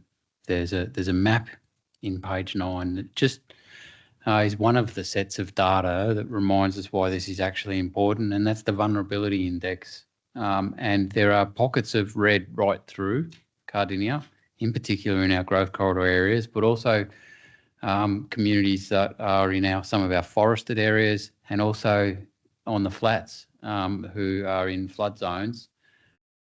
This is real. And so Cardinia has to be in this space, because if the scientists are correct and we're trending in the direction we're trending, everyone needs to be doing something about this. So I'm pleased that Cardinia is actually making concrete efforts in this space. Yeah, thank you, Councillor Nicol. And I want to commend your comments. That's spot on. And that's sort of, yeah, exactly how I feel about this too. I think our officers have done fantastic work in this plan. And, you know, Councillor Ross is right. We've been on an evolving journey when it comes to this, but we're doing some really good work. And, you know, our officers do the work, and we just back them with funding, which is more often than not, as you identified, coming from other levels of government. But when you think about, our most vulnerable community members, and, so I'm going to talk about this a little bit later, but I guess we are more susceptible to the effects of climate change, the weather, the changing environment than many other places. Power outages, you name it, we have it. So, yeah, it's fantastic work that we've done over the previous 10 years. I look forward to the creation of the next plan as well. Something I've lobbied for is, so it's something very small, but it's something we haven't seen a lot of the private market delivering is electric car chargers. Now, I don't have an electric car, but a lot of people have reached out to me and said, well, when I'm driving through Cardinia Shire, there's nowhere to stop and do that. Our argument as a council is the private sector should be doing that. We're not going to spend ratepayers' money on that. But I do think we need to be more outgoing and going out and speaking to those private markets and saying we're encouraging you to come to Cardinia Shire, because we see them cropping up in other municipalities, and I think we're being left behind in that space a little bit. But overall, very positive with this, and I commend the officers who worked on it, and were able to deliver some really fantastic results. Would anyone else like to speak to this report? I'll go back to Councillor Colin Ross to sum up. Thank you, Mayor. Look, people who don't realise, we've got the Western Port Biosphere here in Cardinia Shire, down on Western Port Bay, and it's a really unique space, UNESCO recognised, and it's one of the few places around the world that has such a unique flora and fauna down there, and it will be impacted very heavily by climate change. If the flood levels come up much higher, it will affect all of the uniqueness of that area. I do know that several councils around the Western Port Bay contribute money. We have a wonderful group down there who does a whole lot of projects in this area and actually accumulates so much more money than what the councils put in towards these projects. I think it's really important that we are one of the leaders in this space, and we do value it, and we can show it by example that we do just not talk the talk, but we walk the walk in this space. Thank you, Mayor. Thank you, Councillor Ross. So we'll put the officer recommendation to 7.5.4 up for a vote. All those in favour? I declare that carried. Against for Councillor Payton, sorry. Did you note that? Thank you, we got that. Appreciate it. Sorry, Councillor Payton. That concludes ordinary business, so we'll now go to Councillor reports. Who would like to kick us off with Councillor reports? Councillor Roberts, thank you. On Saturday, I attended the Pakenham Antique and Collectibles Fair.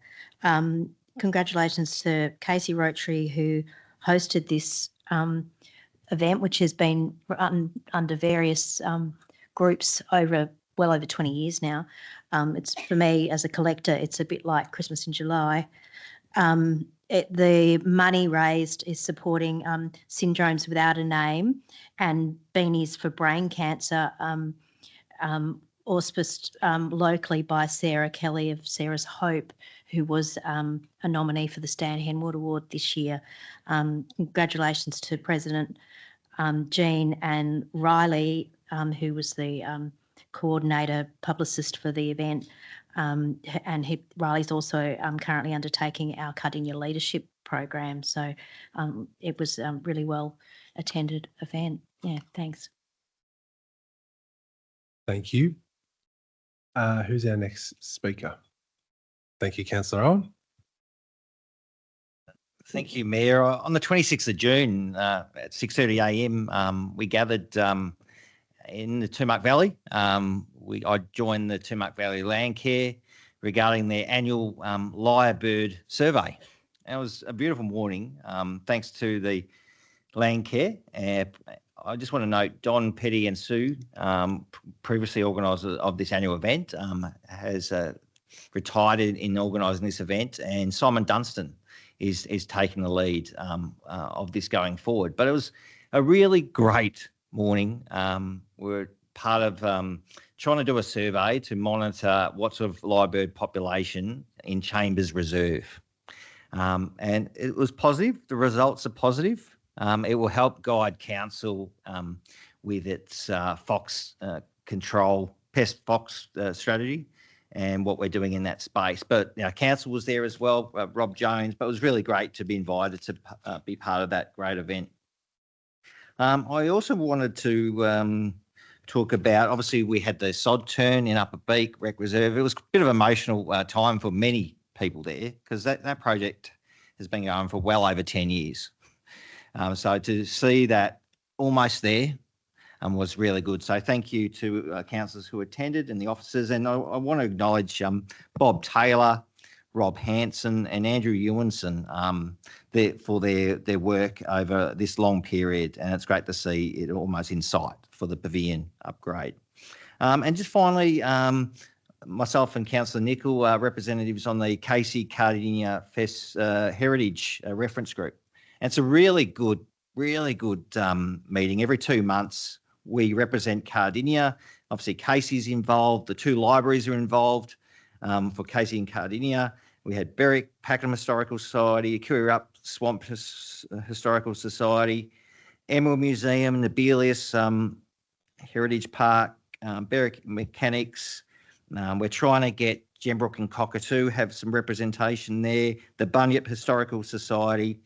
So it's really a great meeting that's held every 2 months. And we've got our festival coming up in October, and it's going to be at the Narnagoon Hall.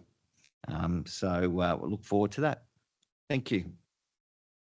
Thank you. And just briefly on the back of that, just not sure if everyone knows, but in the foyer of this building, we do have a local history display, and that's supported by a couple of our local historical societies. But if any Cardinia Shire historical societies want to get involved, please get in contact with your fellow councillors or with me, because I think we currently have Berwick Pakenham, Narre Warren and District, Kiriup Swamp, a little bit Nebelius Heritage when they can. But anyone in Cardinia Shire who runs a historical society is welcome to put artefacts in there. And we find that often when we have people come into the foyer, they have a look, they might take a flyer and potentially go and visit that historical society. So it's a way for this council to appreciate and give precedence to local history, and also try and encourage some more numbers through the doors for those local historical societies. Who's next? Councillor Potter. Thank you. I just wanted to reiterate that the local community has reached out to me and called for an officer business support network. So the working title at the moment is One Officer Network of Enterprises, and it'll be a monthly gathering for anyone running local business in Officer Ward, kicking off in August on the first Friday of every month from 7 to 8 here at the Civic Centre.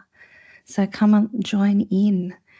I met with Melbourne Touch Sixers rugby group, who I'm excited to share that they are bringing an international rugby tournament right here to Officer. On the 20th of September, their plan is to go to Cumley Blanks Rec Reserve in Officer, and they're seeking out community groups and charities who would like to participate by having a stall or something like that free. So it's going to be a fantastic tournament. You can email info@melbournetouchsixers.com. I'm in the Access and Inclusion Advisory Committee. We had Lisa Ashton from the Family Violence Disability Practice leader. She spoke, and that group is also looking for new members. And I also chaired the Multicultural Advisory Group, where we had a guest speaker, Dr. Mario Puca, formerly the Principal Research Fellow and Associate Professor from Vic Uni. His talk was fascinating, and he has a Southeast Anti-Racism Support Network, and you can check that out. I'll put it on my councillor Facebook. And we also had Mrs. Rachna Bauman, the Head of Financial Wellbeing from the Southeast Community Links. Seckle, she talked about the fantastic Bring Your Bills Day that was had here in July at Pakenham Hall, but also just to let everyone know that they have a financial advice out of Council Civic Centre for those in financial hardship. So that's for everyone who needs that help. Seckle. I also was in as a member of the Multicultural Commission's Regional Advisory Council. I attended the statewide forum in the CBD, which was astounding. And I've also put some photos and stuff of that on my councillor Facebook if you want to have a look. And there's other stuff too, but I can feel my time is running out, so I'll let it go. Thank you. No, thank you. Very well said. And thanks for highlighting that we do have financial counsellors here available at the council building, not run by us, but I think that's fantastic. So if anyone in the community needs help, is struggling with money, we can help here, or South East Community Links can. Yes. Councillor Ross, are you next? Thank you, Mayor. I'd just like to highlight just a couple of things. I attended the Upper Beaconsfield Reserve first Todd's sod turn, and with Councillor Owen and the Mayor, we were visited by many state government officials, and there was a lot of council staff there. I must say, for anyone who went up there and had a look, I could totally understand they'd absolutely used the place to death. They had worn it out to the point where they needed a new place. And some of the people there had shared how it had been a long-term journey to try and get a new place. You could certainly tell they'd used it and used it and used it. So it's really, really good, and it will be probably one of the last, unless something changes, growing suburb funds projects that will be given money for. So their timing was absolutely ideal that we got that money come through, because as I said to them, if you applied for it now, you wouldn't get the money because the fund doesn't exist anymore. So it was really good to see, and it'll be amazing to see what work they do there. The other thing I'd like to comment on, I won't go too long, was I do like most of my councillors, I encourage them to do it. I know they do, a bi-monthly visit of their ward with the stand-in CEO, Peter Benezik, who's amazing. We go around the ward, we have a look at the things that the community have brought up with us in the ward to see if we can improve them. We also have a look at things that might come to our attention, and we have a look at the things that council are doing in that ward. And I must say, some of the things that were that we've really acknowledged lately is the fact that the changing of the maintenance of the open space has changed so much. With instead of one group doing the whole Shire, we have many different groups now, and they really do take pride in what they do, and they do it so much better because it's their little area. And they know if they don't do it well, there's a list of other people who might come along and take the job. So they really do value it. While we were there, we were noting that the improvement of the maintenance of the area, but we did notice there was a chap out there, and Peter said he's from the depot. He was out there picking up the rubbish, and he'd been out there since 7 a.m. picking up the rubbish at IYU. And we called him over and we said that we thought he was doing a really good job, and we commented, and he said, look, I've been out since 7. And he said, I go to the reserves around this area and I basically have a look for all the rubbish and pick it up so it looks clean and tidy. So there's another thing that people don't realise. People like John and our staff are out there trying to improve the look of the place by just doing some manual stuff, picking up the rubbish. Some people, unfortunately, don't leave their rubbish in their bins properly. They get knocked over and it blows everywhere. So council have got staff out there trying to make it look better, and that's where your ratepayers' money's going. So anyway, that's all I'm going to add. Thanks, Mayor. Thank you, Councillor Ross. Who'd like to go next? Councillor Pomeroy. It's been a fairly busy month, but I would like to highlight the opportunity to get in front of Minister Catherine King, who's the Minister for Infrastructure, Transport, Regional Development and Local Government. So the Mayor, the CEO and myself had the opportunity to take our advocacy projects and discuss them, which not only has helped us work out where we need to go next, but also plan our advocacy for the following 12 months. I would like to thank our member for Latrobe, Jason Wood, who also spent time with us, and Darren Chester and Minister McBain's office. So these were some great conversations on our advocacy priorities. Typical feds told us there's very little money around, but let's ignore that and just keep pushing forward. I would like to highlight that a number of AGMs are coming up. So I've been to a few Progress Association meetings in the last month. So congratulations to all those new presidents, and well done once again to volunteers that are running these organisations. And I'd like to also thank Simon Waller, who was the previous chair of Miley. He has stood down, so I'm the acting chair of Miley to the AGM in November. Thank you, Councillor Pomeroy. Who's next? Councillor Payton, would you like to do a report? Thank you, Mayor. Just mention a couple of things that are coming up, actually. This Saturday, I'll be attending the Not in Our Name forum that's being held out at Moonee Valley Racing Course.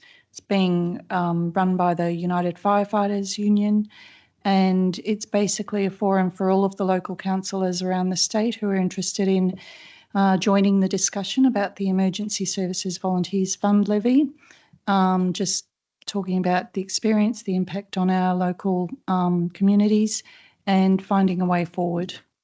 And then, so that's Saturday, and then on Sunday, the 27th of July, hopefully the Mayor's joining us, out at a Swamp Care Community Planting Day starting in Bales. It runs from 9 till 2, so if anybody likes to get their gumboots and spades, we're going to be planting about 4,000 Indigenous grasses, and that will help the local fauna to find some protective cover. Just wanted to give a shout out to our emergency management team also, who hosted the AgriConnect Cultivating Connections meeting for some of our local farming communities who are finding it a bit, for our local farmers who are finding it a bit tough at the moment. Apparently it was a really well received meeting, and there's a couple more planned. So thank you. Thank you, Councillor Payton. Councillor Thompson? Thank you, Mayor. I've left mine a little bit late because this is a bit of a heavy one for me. I just want to put out and recognise and pay tribute to the passing of a significant community member within our Shire. 27th of June, we lost Lynn Stevenson, OAM. She tragically fell to her injuries sustained in a house fire. She was a stalwart of old Pakenham. She is someone who epitomises everything that we talk about in these chambers when we come to community spirit, volunteerism. She was a member of the band for 71 years, joining at 8 years old. She was a member of the Scouts, Red Cross, Probus, the Uniting Church, the Cardinia immunisation program, all of which she's dedicated thousands and thousands of hours to. She made her career as a nurse and midwife, starting at the old Pakenham Bush Hospital. Probably has delivered held half of Pakenham in her hands. And yeah, you meet her on the surface and she might have come across as a hard woman, but you spend 5 minutes getting to know her and she was just an absolute marshmallow with a heart of gold. And all she did was just have care and take pride in whatever she did or whatever organisation she was representing. And she is a really significant member of this community that we no longer have. There was a funeral service last week that was very well attended and just showed the impact that she had within our community. It was a lovely service. She turned on an absolute gorgeous day for us. And it was the perfect send-off for, like I said, someone who is a genuine loss to this community. So thank you, Mayor. Thank you, Councillor Thompson. And I had this in Mayoral Minute, but I'll bring it forward now. And I think it's just important that this council does formally recognise. So thank you for raising it, the passing of Lynn Stevenson, OAM. As you mentioned, she did so much in our community. Her example should be held up in recognition of her service for others in Cardinia Shire to aspire to. And I think it will be. Yeah, her funeral was packed, and I just want to say you and the band did a fantastic job, Casey, Councillor Thompson, of sending her off, but also to grieve and celebrate her life. It was beautiful. So this council's thoughts are with her family and friends, Varley Lynn Stevenson. Thanks, Councillor Thompson, for raising that. All right, Councillor Nicol, you're the last cab on the rank. I know you're sheepish about this, but would you like to provide a report? Thank you, Mayor. Yeah, look, just tough too. Thursday the 10th, Emerald Museum Community Asset Committee held their AGM, so that was a pleasure to be there, and I encourage everyone to head up the hill and check out the Emerald Museum. This Friday, I was with you, Mr. Mayor, at the John Dudley Portrait Prize announcement held by the Emerald Arts Society, and those portraits are currently on display in the Hills Hub. And I thoroughly recommend for the next couple of weeks, nick up there if you can and check them out. All local artists, and the quality is amazing, including the portrait of our very own mayor, which was kindly done, which he kindly offered to sit for one of our local artists. And so, again, community in action, and we're all reporting on community in action. It's interesting none of us come and report about meetings we've had with developers, but anyway. Thank you. Well said, Councillor Nicol. I just want to, for the record, I didn't actually formally sit for that painting. I think it was just done from a photo, but I would like to thank Mr. Graham Simpson, famous in our local community, for offering to paint me. It was a great honour. And he could have picked a far prettier subject, but I appreciate that. All right. Good job, councillors. Thank you for your reports. Let's move on to presentation of petitions. There are 2 petitions from our community to consider. And the first is agenda item 9.1, Kuirup Soldiers Memorial Museum. And the recommendation here is that Council 1 receives the petition titled Kuirup Soldiers Memorial Museum. 2, considers a report on the matter at council meeting on the 18th of August 25. And 3, notifies the lead petitioner, Rodney Edwards, of the progress of the petition. Who would like to move the petition? Councillor Trudy Pate. Thank you, Mayor. I'd like to move the petition as tabled. Thank you. Is there a seconder for this? Councillor Ross. Over to you, Councillor Payton. So this is new ground for us newbie councillors. This is our first petition. Our governance team confirms, pardon me, that the petition complies with our rules of governance and that most of the signatures are of local people. Tonight we will vote whether to accept the petition before us. So the petition before us tonight is a request for land by the Kuirup RSL to erect the Kuirup Soldiers Memorial Museum and RSL club rooms. So specifically it's a request for land. Thanks to the Kuirup and District RSL for getting this petition together and for all those who added their signatures to it. I especially accredit the work done by Bev and Rodney Edwards to ensure that the petition was compliant, that all of the time that all of the club members took to get the signatures, and the time that they've taken to meet with me, the Mayor and council managers to allow us to understand their needs and preferences. Earlier this year, the RSL received advice that their building in Station Street, Kuirup, had been sold for development and that they would be required to vacate by December. The current premises has provided a meeting space and a home for the RSL's museum pieces since 2014. This is a complex issue due to the many considerations required of this council to balance when assessing requests of this nature, and I'll perhaps ask the Mayor to speak a bit to that later on. Council officers, the Mayor and myself, have met on several occasions with the Kuirup RSL members, and a significant amount of work has already been done to assess a range of options beyond just finding them land, and this work will continue. I want to thank the RSL members and the Council for their combined interest and patience whilst the matter is being assessed, and I'm sure that we'll come to a good conclusion.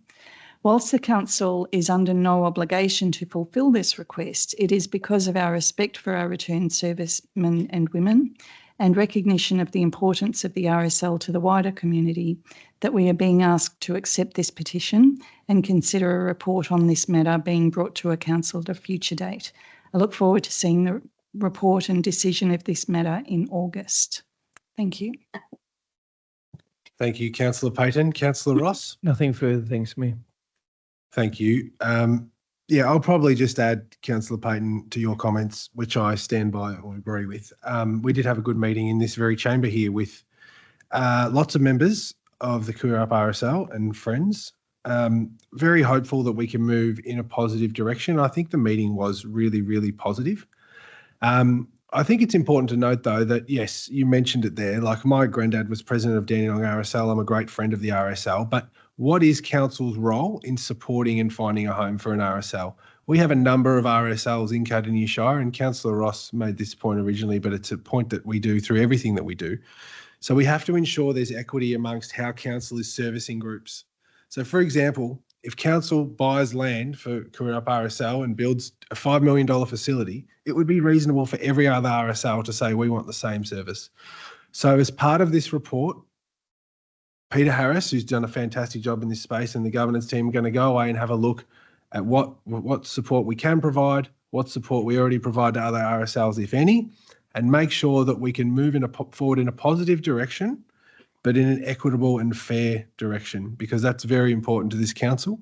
And yeah, I'll probably leave it at that. But good job, Councillor Payton, in working with the group. Thank you, Peter Harris and team. And thank you to the members of the Kuiwap RSL who came to this meeting here in the chamber for engaging in a really positive way and working with us.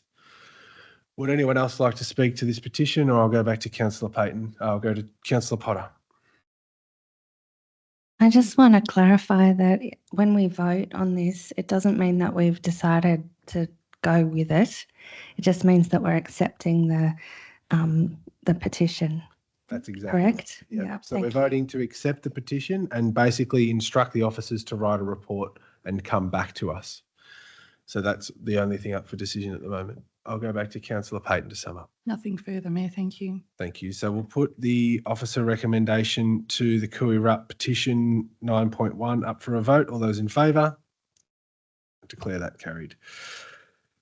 All right, agenda item 9.2, increased temperature of Cardinia Life Change Room and 25-metre pool. The recommendation is that Council 1 receives the petition titled Increased Temperature at Cardinia Life Change Room and 25-metre pool. 2, considers a report on the matter at a future council meeting. And 3, notifies the lead petitioner, Margaret Moore, of the progress of the petition. Who would like to move the petition? Councillor Casey Thompson. Happy to move the officer's recommendation, accept the petition. Thank you. Is there a seconder for the petition? Councillor Colin Ross. Over to you, Councillor Thompson.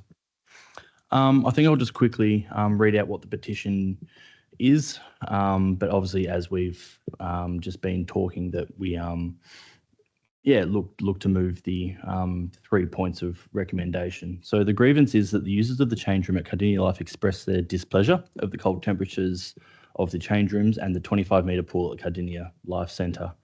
So some requests and actions that are being sought is that the council assist in raising the general temperature of the change rooms and 25-metre pool, particularly in the colder months. I'm happy to accept this petition, but I'm also happy to open up to the floor to hear other people's thoughts. Thank you. Thank you. I'll go to your seconder, Councillor Ross. I think Councillor Thompson has outlined that clearly. So nothing further. Thank you, Mayor. Thank you. And we'll have a chance to speak to it when it comes back. Absolutely. Would anyone else like to speak to this petition? No? Anything to say in closing? Nothing further to add. Perfect. We'll just put it straight to a vote. So the officer recommendation to 9.2, the petition about Cardinia Life. All those in favour? Against? Declare that carried. Thank you, councillors. Let's go to agenda item 10, notices of motion. There are 2 notices of motion for consideration. The first is from Councillor Pomeroy. Councillor Pomeroy, would you move your motion, please? I, Councillor Alana Pomeroy, hereby give notice of my intention to move the following motion at the council meeting tonight. That council opposes the introduction of the Emergency Services and Volunteers Fund and the need for Cardinia Shire Council to collect a state government levy.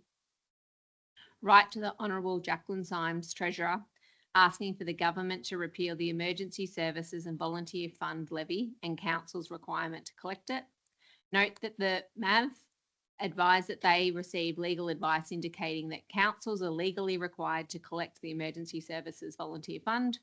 If a ratepayer pays less than the total amount of council rates and the levy, councils must proportionately allocate the payment to include a portion of the levy and pay the levy portion to the state government. Councils cannot issue a separate rate notice for the Emergency Services Volunteer Fund.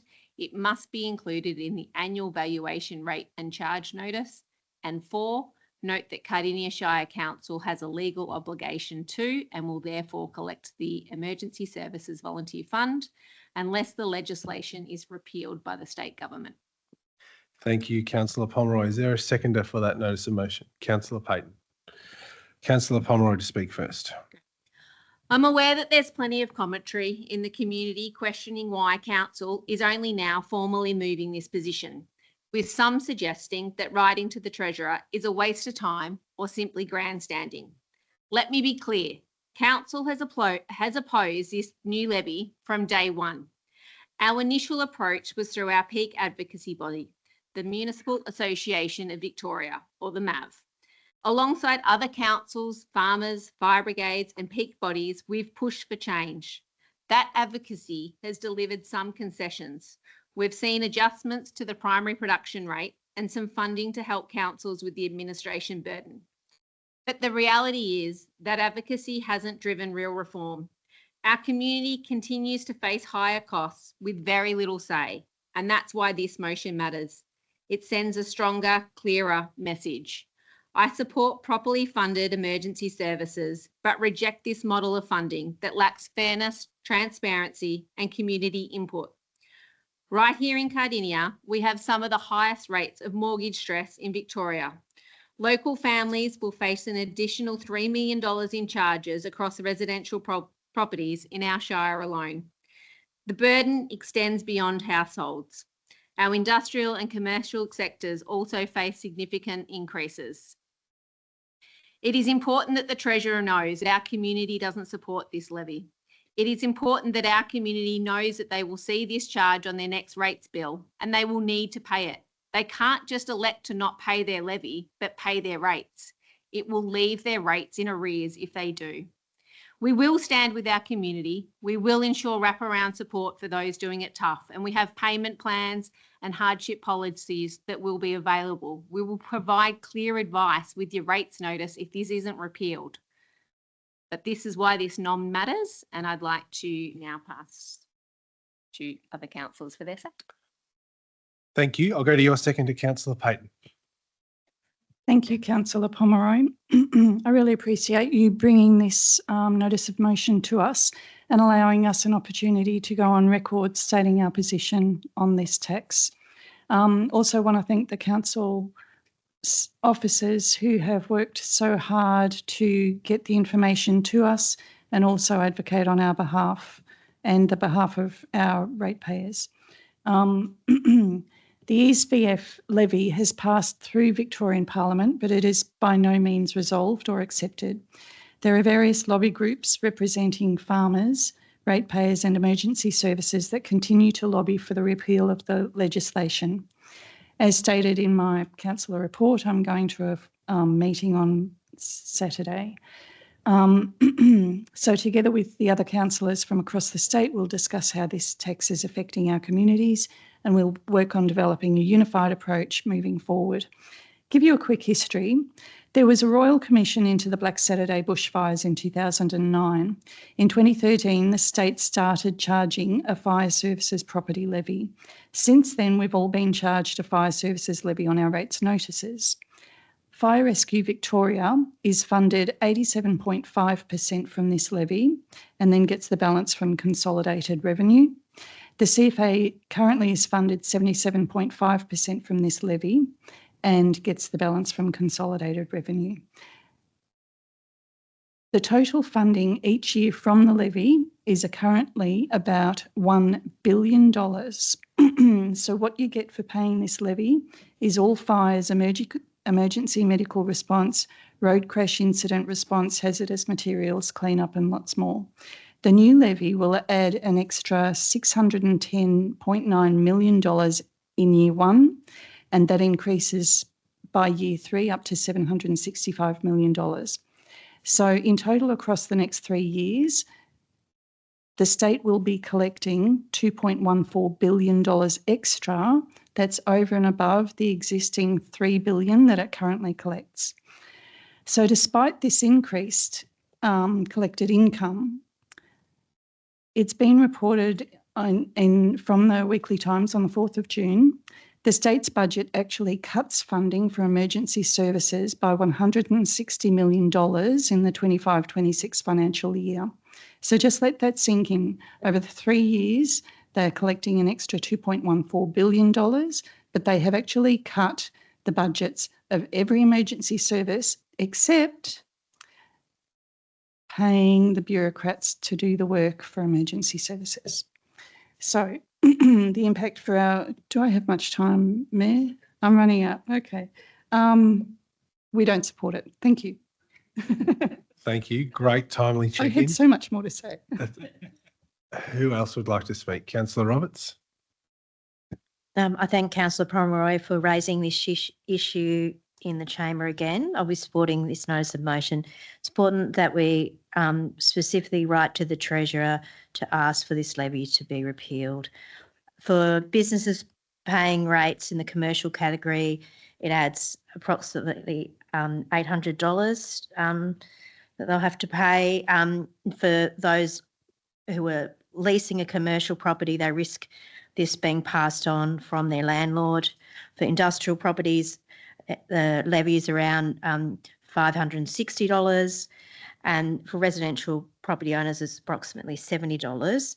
Again, owners may pass this on to renters, so it affects everyone. This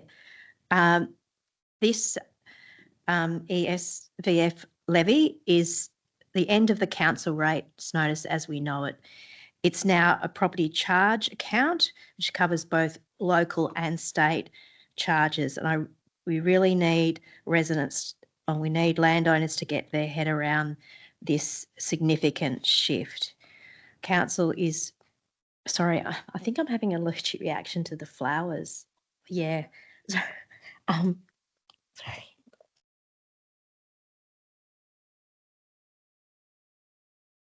Thanks, tissue. Thanks. It's all right. We'll just pause. Take your time. Sorry.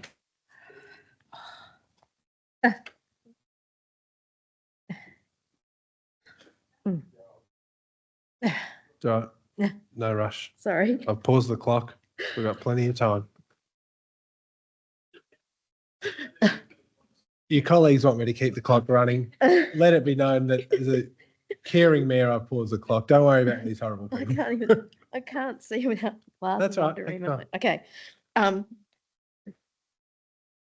Council will receive just $56,200 to administer the levy on top of the about $70,000 they currently receive for administering the fire emergency service levy. This is a small payment for becoming a tax collector for the state government against our will when the state government has a state revenue office that could be doing it.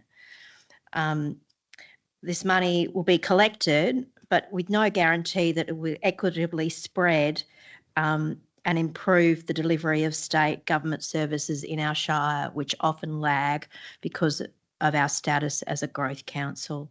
I strongly support this notice of motion. Thank you. Thank you. Who else would like to speak? Who's next? Councillor Ross. Thank you, Mayor. Look, councils are only a function of state government. We aren't in the Constitution, so state governments have the capacity to amalgamate, to sack councils, and we're basically in set policies and legislation like rate capping.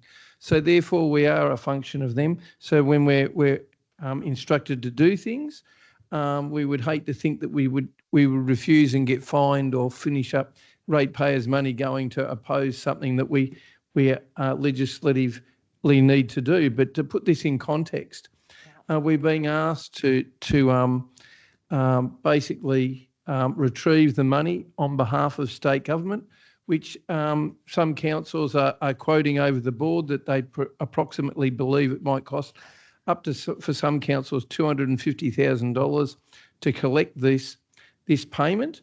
And the state government are putting in $4 million over 79 councils, which is approximately $52,000 in repaying you for collecting the money on their behalf. Look, I think it's a terrible time for councils to be claiming anything other than council rates. I mean, we've got rubbish costs going up. We've got a rate cap that says that it should only be 3%, but we know some of the waste costs are going to go up far more than that. So we are probably the second biggest tax after income tax that we has to be collected.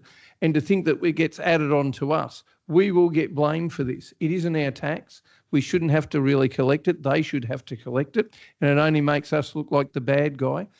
So therefore, this council, I know all along, whether or not we signed any petition or whatever, has not supported something like this. And I think it is really unfair during these tough times, particularly when our residents are doing it hard, to think that we are the ones who are going to go and collect someone else's tax for them. Anyway, we will be collecting it because we have to. I'd hate to think that we waste any of the ratepayers' money by getting fined or penalised because we don't collect it. So we are duty bound to collect it. We don't like it. We don't approve it. So anyway, I'll put that to my fellow councillors. I think it's a shame that we aren't even going to be reimbursed for the money that it costs the ratepayers to collect it. Anyway, thanks, Mayor. Thank you, Councillor Ross. Who would like to go next? Are there any other speakers? Councillor Nicol? Thank you, Mayor. Yes, I support the motion as well. But the only point that I wanted to make, in addition to the solid points that have been made already, is that I was actually this has been a team effort from the councillors. I was at the first meeting where local government areas, some local governments turned up, and the United Firefighters Union was there, and the concept of how councils and other sectors of the community would respond to this was being first discussed. And we've had councillors at the second meeting, and we've had other councillor, and we're going to continue to have a councillor presence. So any reporting in local media that Cardinia was in support was flat wrong. And I just want to state that clearly for the record, is that councillors have been working on behalf of their community right from the get-go on this matter, and this motion now formalises that position. Yeah, thank you. I won't add too much to what has been said already, but I will be voting in support of this notice of motion. I better start my timer so I don't stitch myself up. Based on the significant amount of feedback I've heard firsthand, a lot of people are feeling significant frustration, uncertainty and anger about the ESVF, what it means, how it will affect household budgets, who is exempt as inactive volunteers, and how it will operate. Councils, including ours, have raised concerns and objections on a number of occasions to the government. We've also been clear that it's the government's responsibility to come out and address and respond to these concerns with clarity, and to give our communities confidence that the funds will actually be distributed back to the communities and services, and how that's going to happen. It was mentioned before, I think I've too have read multiple interpretations of how and where the money will go, and the uncertainty remains stubbornly persistent. Now, Councillor Pomeroy is right. Like many others, I was pleased and relieved to see farmers get a 1-year reprieve, but based on current circumstances, this is a temporary measure. It's not going to address the underlying problems that communities are raising. We also need to understand what is being done to support businesses who are affected by these changes, and you mentioned that, Councillor Roberts, because right now the community is not convinced this levy will do what it's intended to do, or will operate in a fair and transparent way as it needs to. Our Shire is particularly reliant on the amazing work of our local emergency services. So it was mentioned before, yes, we are a growth area. Yes, we are home to some of the most bushfire-prone land in the world. Yes, we are home, I think, still to the busiest SES base in the country. We need our emergency services funded to the level they require. But there is no doubt that there is a very high level of concern in the community with how this levy has been expanded, explained and rolled out, and with the increased cost residents will see. And so it's right for our council to call this out, and to call on the state government to engage meaningfully, transparently, and most importantly, accountably. So that's it from me. Is there anyone else who'd like to comment before I go back to the mover of the notice of motion? No? Would you like to sum up? Councillor Pomeroy. Thank you. I think it is also important to note that our local CFA brigades are even concerned about the rebate they are getting. It's going to create huge disparity within their teams. You'll have someone that's renting standing next to someone that's getting a rebate. So in effect, someone is getting a benefit, someone's not. They are not comfortable with this. These are fair go kind of people, and this is putting even an unfair burden on them when it's trying to reward them in a way, but it still hasn't been done with community engagement. So it's going to fall really flat. Thank you to everyone that spoke, and for all the work we've done. I mean, I was at the MAV meeting the morning after this levy came in, passed through legislation, and all 79 councils in the room had to on the spot change our notice of motion because it got legislated. There's been a power of work across the community and across councils and ours, and I'd like to thank our staff as well who've provided great information throughout when information has been lacking. This NOM is about elevating our community's voice, strengthening our advocacy and demanding that the state government take responsibility for sustainable, transparent emergency services funding. Our residents deserve nothing less. I look forward to your support. All right, thank you. So we'll put Councillor Pomeroy's notice of motion 1115 up for a vote. All those in favour? Against? Declare that carried. All right, the next notice of motion is 1116 and it's being moved by me. It is that Council 1, working with community groups and community organisations, lead and deliver the 2025 Pakenham Carols event with the same budget as the 24 event of $40,000 plus officers' time. And 2, work with and support community groups and community organisations for them to lead and deliver future Pakenham Carols events with the same budget as each previous year's event adjusted for CPI plus officers' time. So I so move that notice of motion. Excuse me, Mayor, can I just excuse myself? Is there a conflict? Perfect, thank you. Thank you. Absolutely. Sorry, I forgot that. But at least we haven't discussed the item. So thanks, Councillor Thompson, for that. Can you note that in the minutes, please? Thank you, sir. Do I have a seconder? Councillor Ross, thank you. I'll try not to speak for the full 5 minutes, but considering that no community group applied to run the Pakenham Carols during the recent EOI, my view is that council should run the 25 Christmas Carols event. The one application we did receive was from a commercial enterprise, and whilst this is not unviable, it does not change the cost to council as a budget line item of $40,000. And when you combine that with the inevitable loss of community group revenue on the day and potentially change nature of how the event runs and who's involved, it becomes too big a risk, I think. Again, there's no budget line item saving to council to have the commercial group run the event. Now, there is a factor of officers' time. Last year, that was $37,000, and expectations are that figure will be similar this year. So therefore, from mine, council should run the event this year and work more closely with those potential community groups to take over the event in the future. The lack of applications from community groups for this event speaks to the increasingly difficult nature of running large community events, but this can be overcome. Of course, it can be overcome, as evidenced by similar events running with council support across the Shire and not only across other municipalities as well. I want to note here in this notice of motion that our staff do a fantastic job with this event. It is valued very highly by our community, and we need to continue that this year to help empower them to take back the event and ensure we put the right support in place to enable this.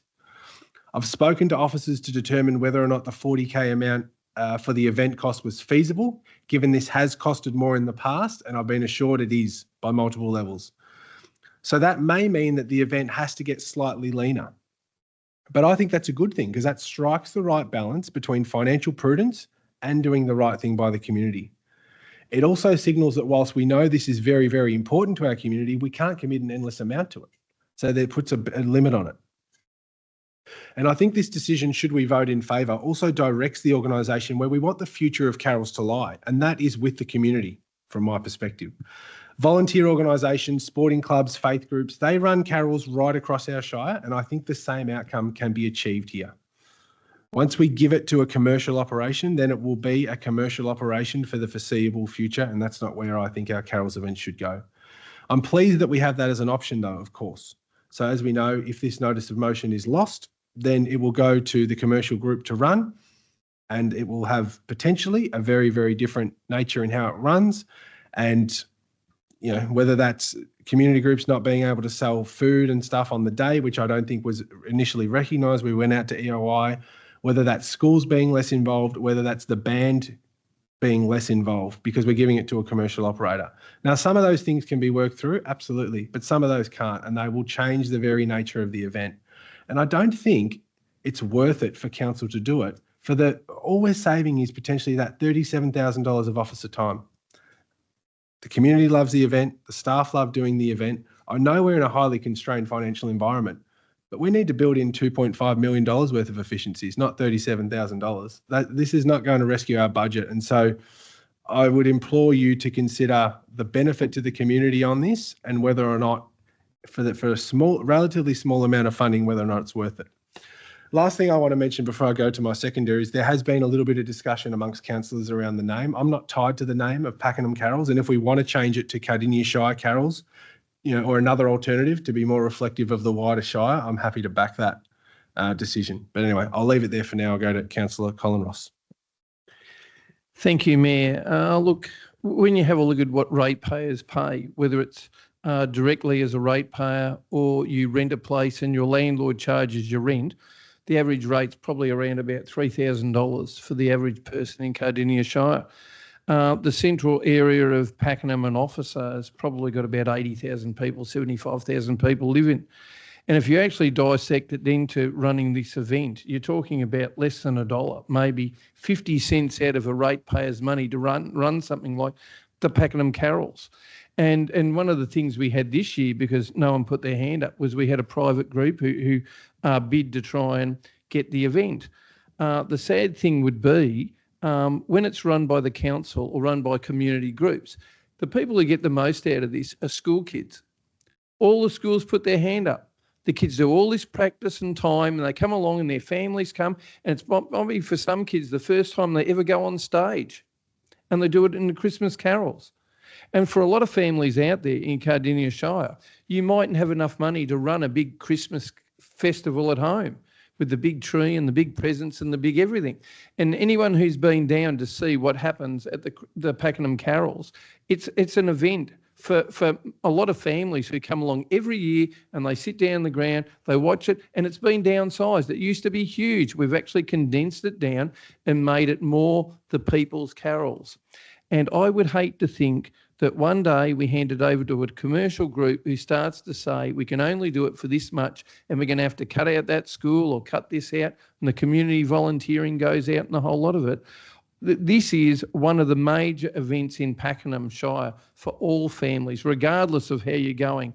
And if things are tough, you make sure you turn up to these things. We've got other things in Pakenham too, like walking the streets where the houses are decorated for Christmas. It's all part of the Christmas package in Pakenham and in the urban growth boundary.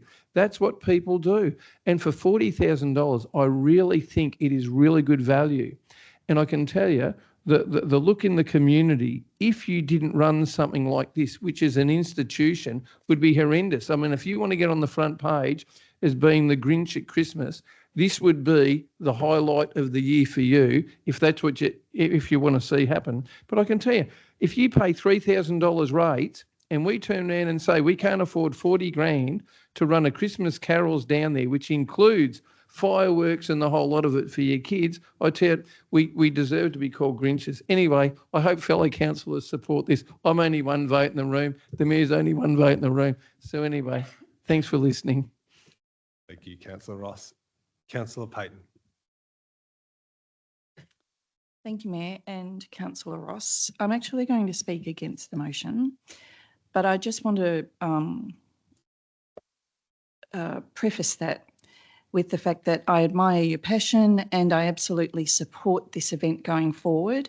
I think that carols for this Cardinia community, especially along this growth corridor, is really important. Our family have attended it in the past and I don't want to see it lost either. I just have a couple of issues.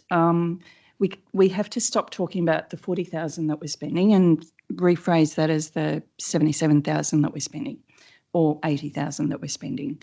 Whether or not it's a budget line item, it's still council money and council money. So I also disagree, Mayor, with the point that you made that once it goes to a commercial event organiser, then we've lost it forever. I disagree with that. I've checked with Michael Casey and his group, and the expression of interest was purely for 1 year, and it absolutely will be up and open for us to fix events going forward. My suggestion would be to return this event back to the officers, let them hold it with the commercial event organiser this year, give them a trial, see how they go, and work with the community groups for future years. Now, I've discussed this with a couple of the big groups that would have otherwise put in an expression of interest. The key issues as they represented them were that the insurance, they can't use council's insurance because council is not the delivering partner, and the cost for community groups to have the event covered by extending their own insurance policies uses too much of the grant funding to be viable. So if the grant funding plus some insurance assistance or memorandum of understanding in that space or extension of council insurance, whatever the solution there, then that might be possible. Community groups don't want to cannibalise their budgets or fundraising streams for the Carols event. So the Carols needs to be transitioned from mostly council funded to mostly privately funded, being sponsorship, grants, donations, over a multi-year offering. So us saying, well, there's a single grant for this major event for community groups for 1 year, that's why they haven't applied. Pardon me, traffic management is another issue. And I just know, looking fairly across the Shire, in 24-25, Shire grants for other Carols events across the entire Shire were $51,280. Sorry, that's the end. Thank you. Thanks. Thank you. And Councillor Liz Roberts. I will be supporting this notice of motion and do like the idea of it being possibly names transition to Cardinia Carols, Shire Carols. It is often the first carols of the season, stretching right through to up in Beaconsfield's Christmas Eve do, and all the other ones, Christmas Festival in Garfield and so on. So I think it would be good to change the name. I do recognise the point that Councillor Payton just made regarding insurance, and I think that is the clunker for it and why we're having the difficulties that we're having with the event. Way back in the early 2000s, there was an incorporated group or basically a community group was formed because for the carols out of the church groups to run it. And it's how we get back to that, and that group being in a position that they can afford the level of insurance that you need for an event with the numbers that are attending. And that seems to be the issue, I feel. Hopefully I really encourage this year the staff to work to try and form up a group that might be interested in taking greater control and working through how we transition it to potentially being a tier 1 within the events program structure, and the idea that Councillor Payton mentioned about whether it has to be successive years to make it run. It's an interesting event in that a lot of the Christian churches are already doing their own thing at that time of year, so their volunteers within their churches can also be extremely busy. So, and a community group I was involved with was asked to be a stallholder with last year and just doesn't have the capacity at that time of year with other Christmas breakups and things that the families are involved with. So it's tricky, but I still want to give it another year with council and let's continue as to how we might be able to reinvent it. Yeah. Thank you. Thank you, Councillor Roberts. Councillor Potter. Just briefly, I'm in support of this. Oh, hello. We need to do this. Okay, sorry. I'm in support of this, but I think we could take Councillor Payton's advice and come up with a plan to slowly transition with support to community groups for traffic and public liability and the such over the next few years, perhaps in a tiered way, like Councillor Roberts has said. It's a beautiful event, a highlight of the calendar year, and I would hate to see it disappear or change too much. I think it's a very special thing to us, Cardinia. So But I take your point very much, and I think that we can take that on board and somehow work with both. Yeah. Thank you. Councillor Pomeroy? I'm feeling a bit grinchy. No, I'm not super feeling grinchy, but I am still a bit conflicted with this one because we need to make a decision. I feel like we're just making this decision for this year, and our intention is to put it in the festival and events grant. But what happens if nobody wants to apply next year for the carols? Are we happy as a council to see that it goes? And if that is our proviso, that on this year that we support it and that next year it folds into the festival and events grants, I'm okay with that, because I'm like, that's kind of giving everyone the last year. It's an outdoor event. It is a massive for any community group to take this on. We've run it and we've had years that we haven't been able to run it due to the weather. It's a lot of work for council officers. It's a lot of budget for an event that is susceptible to the weather. And if you look at some of the issues from last year, it is not an easy event for community groups to run as their first time of running this type of event. So that's why I liked in the EOI that it was open to both. And I do thank the one applicant for applying as we move through. I am going to support it for this year, but I don't actually want to see it come back next year as we want to support this again. So I'm happy to see it roll through. But I do think that we may need to be grinchy.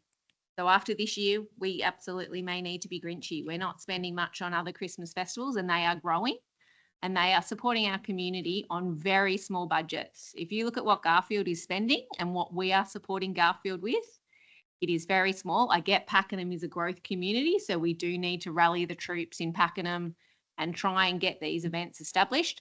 But if the community groups don't want them, there is going to become a point in time when, yes, hit me on the front page of the paper as council is being a Grinch. If the community doesn't want to help run it, we don't have a events team at council. Thank you. Point of order, Mayor. Can I just say, I didn't mean to call all my fellow councillors Grinches. I said, as a council, we may be looked upon as a Grinch. That's so I not didn't, actually- that wasn't a personal slur at All right, anyone. I thank just you. wanted people to know. That's not a point of order, but I appreciate the sentiment. Councillor Nicol, I think we're nearly out there. I'm happy to be the Grinch. So I'll speak against the motion. Look, in our wellbeing grants, we had Christmas garlands, $792, Christmas decorations, $1,000, Christmas lights, $700. That one was knocked back. In our festivals and events grants, we had carols in the park, 3,000, carols by the lake, 5,000, Christmas carnival, 1,750, and we also had carols by the creek applied for, which was 14 grand, and that was knocked on the head. This is not our core business to do this stuff and to use officers to do this stuff. If you want to go to carols and you want to sing some Christmas carols with your kids, maybe find out what church your grandparents went to, or maybe your parents went to, and go to church and chip in and do carols with your church. That's what it's actually about. Not for council, local government to put it on for you for free. Go and chip in, just like the other churches all around the Shire. And there's a lot of churches that do carols in the country towns that don't even go for grants. They do it off their own bat. They hire the community hall and it's done. This is charity. So I'm the Grinch. I completely disagree with this. Thanks, Councillor Nicol. Are there any other councillors who would like to speak to this? No, all good. I'm happy to sum up. In terms of the EOI we just ran, by involving community groups and commercial organisations, we did provide ourselves with the best opportunity to get the right person to run this right now. We didn't foresee, I don't think, that some of the groups not being able to provide food and beverage to this event, and perhaps the band not being as involved as they were last year, and that was going to have a big impact. In terms of charity, I mean, it's an interesting comment, Councillor Nicol. Like all of the festival and events grants money that we give out is for the same sort of thing. It's all money that we give out that's not our core business. Wellbeing support grants, you could argue that's our core business because we do have to report to the Municipal Health and Wellbeing Plan. But to single this event out as different to any other event in terms of it not being core business, I don't think that's fair. In terms of money, absolutely, that's a fair and valid point. And you're right, $77,000 or what have you is a lot of money. But remember, to give it to the commercial operator, we don't save that amount. We only save potentially $37,000 from the staff member's time. So I don't necessarily think that is worth it when we look at what the community's lost. And the last point I'll make is Councillor Pomeroy's point around this not coming back next year. I agree. I think ultimately there does need to be a resolution on it. I think that the growth that we've seen in terms of community groups and volunteer organisations coming back in Pakenham could be that. And in terms of officers working with volunteer groups, they're doing a lot of work to try and bring people in and upskill them so they can take over an event of this nature. But ultimately, yeah, if the support doesn't come in future years, then the support doesn't come and the event's not here. But we're making a decision for this year, and I hope everyone supports it so we can have carols in the park. All right, that's it. That'll do. We've all had a say, except for one of us. So let's put notice of motion 1116 up for a vote. All those in favour? 1, 2, 3, 4, 5, 6. Against? Declare that carried. Let's get Councillor Thompson back in the room. Thank you, Councillor Thompson. So we've got no items of urgent business. We've got no councillor questions. Meryl Minute. People who love coming to council will be disappointed to know that the next town planning meeting is cancelled due to no applications that meet the requirements. So those regular reports will go to the August council meeting. I won't waffle on too much, but it is pretty exciting that we've endorsed a number of key plans for community engagement. I think that's a really cool thing that we should all be proud of, and we encourage our community to get back to us on those. Please head to Creating Cardinia to let us know your feedback about that, because it is going to play, I guess, a big role coming up in the next 2 council meetings. We have no confidential business, so that brings us to a close. Thank you for your attendance. I now declare the meeting closed at 11:10. What do you think, Deputy?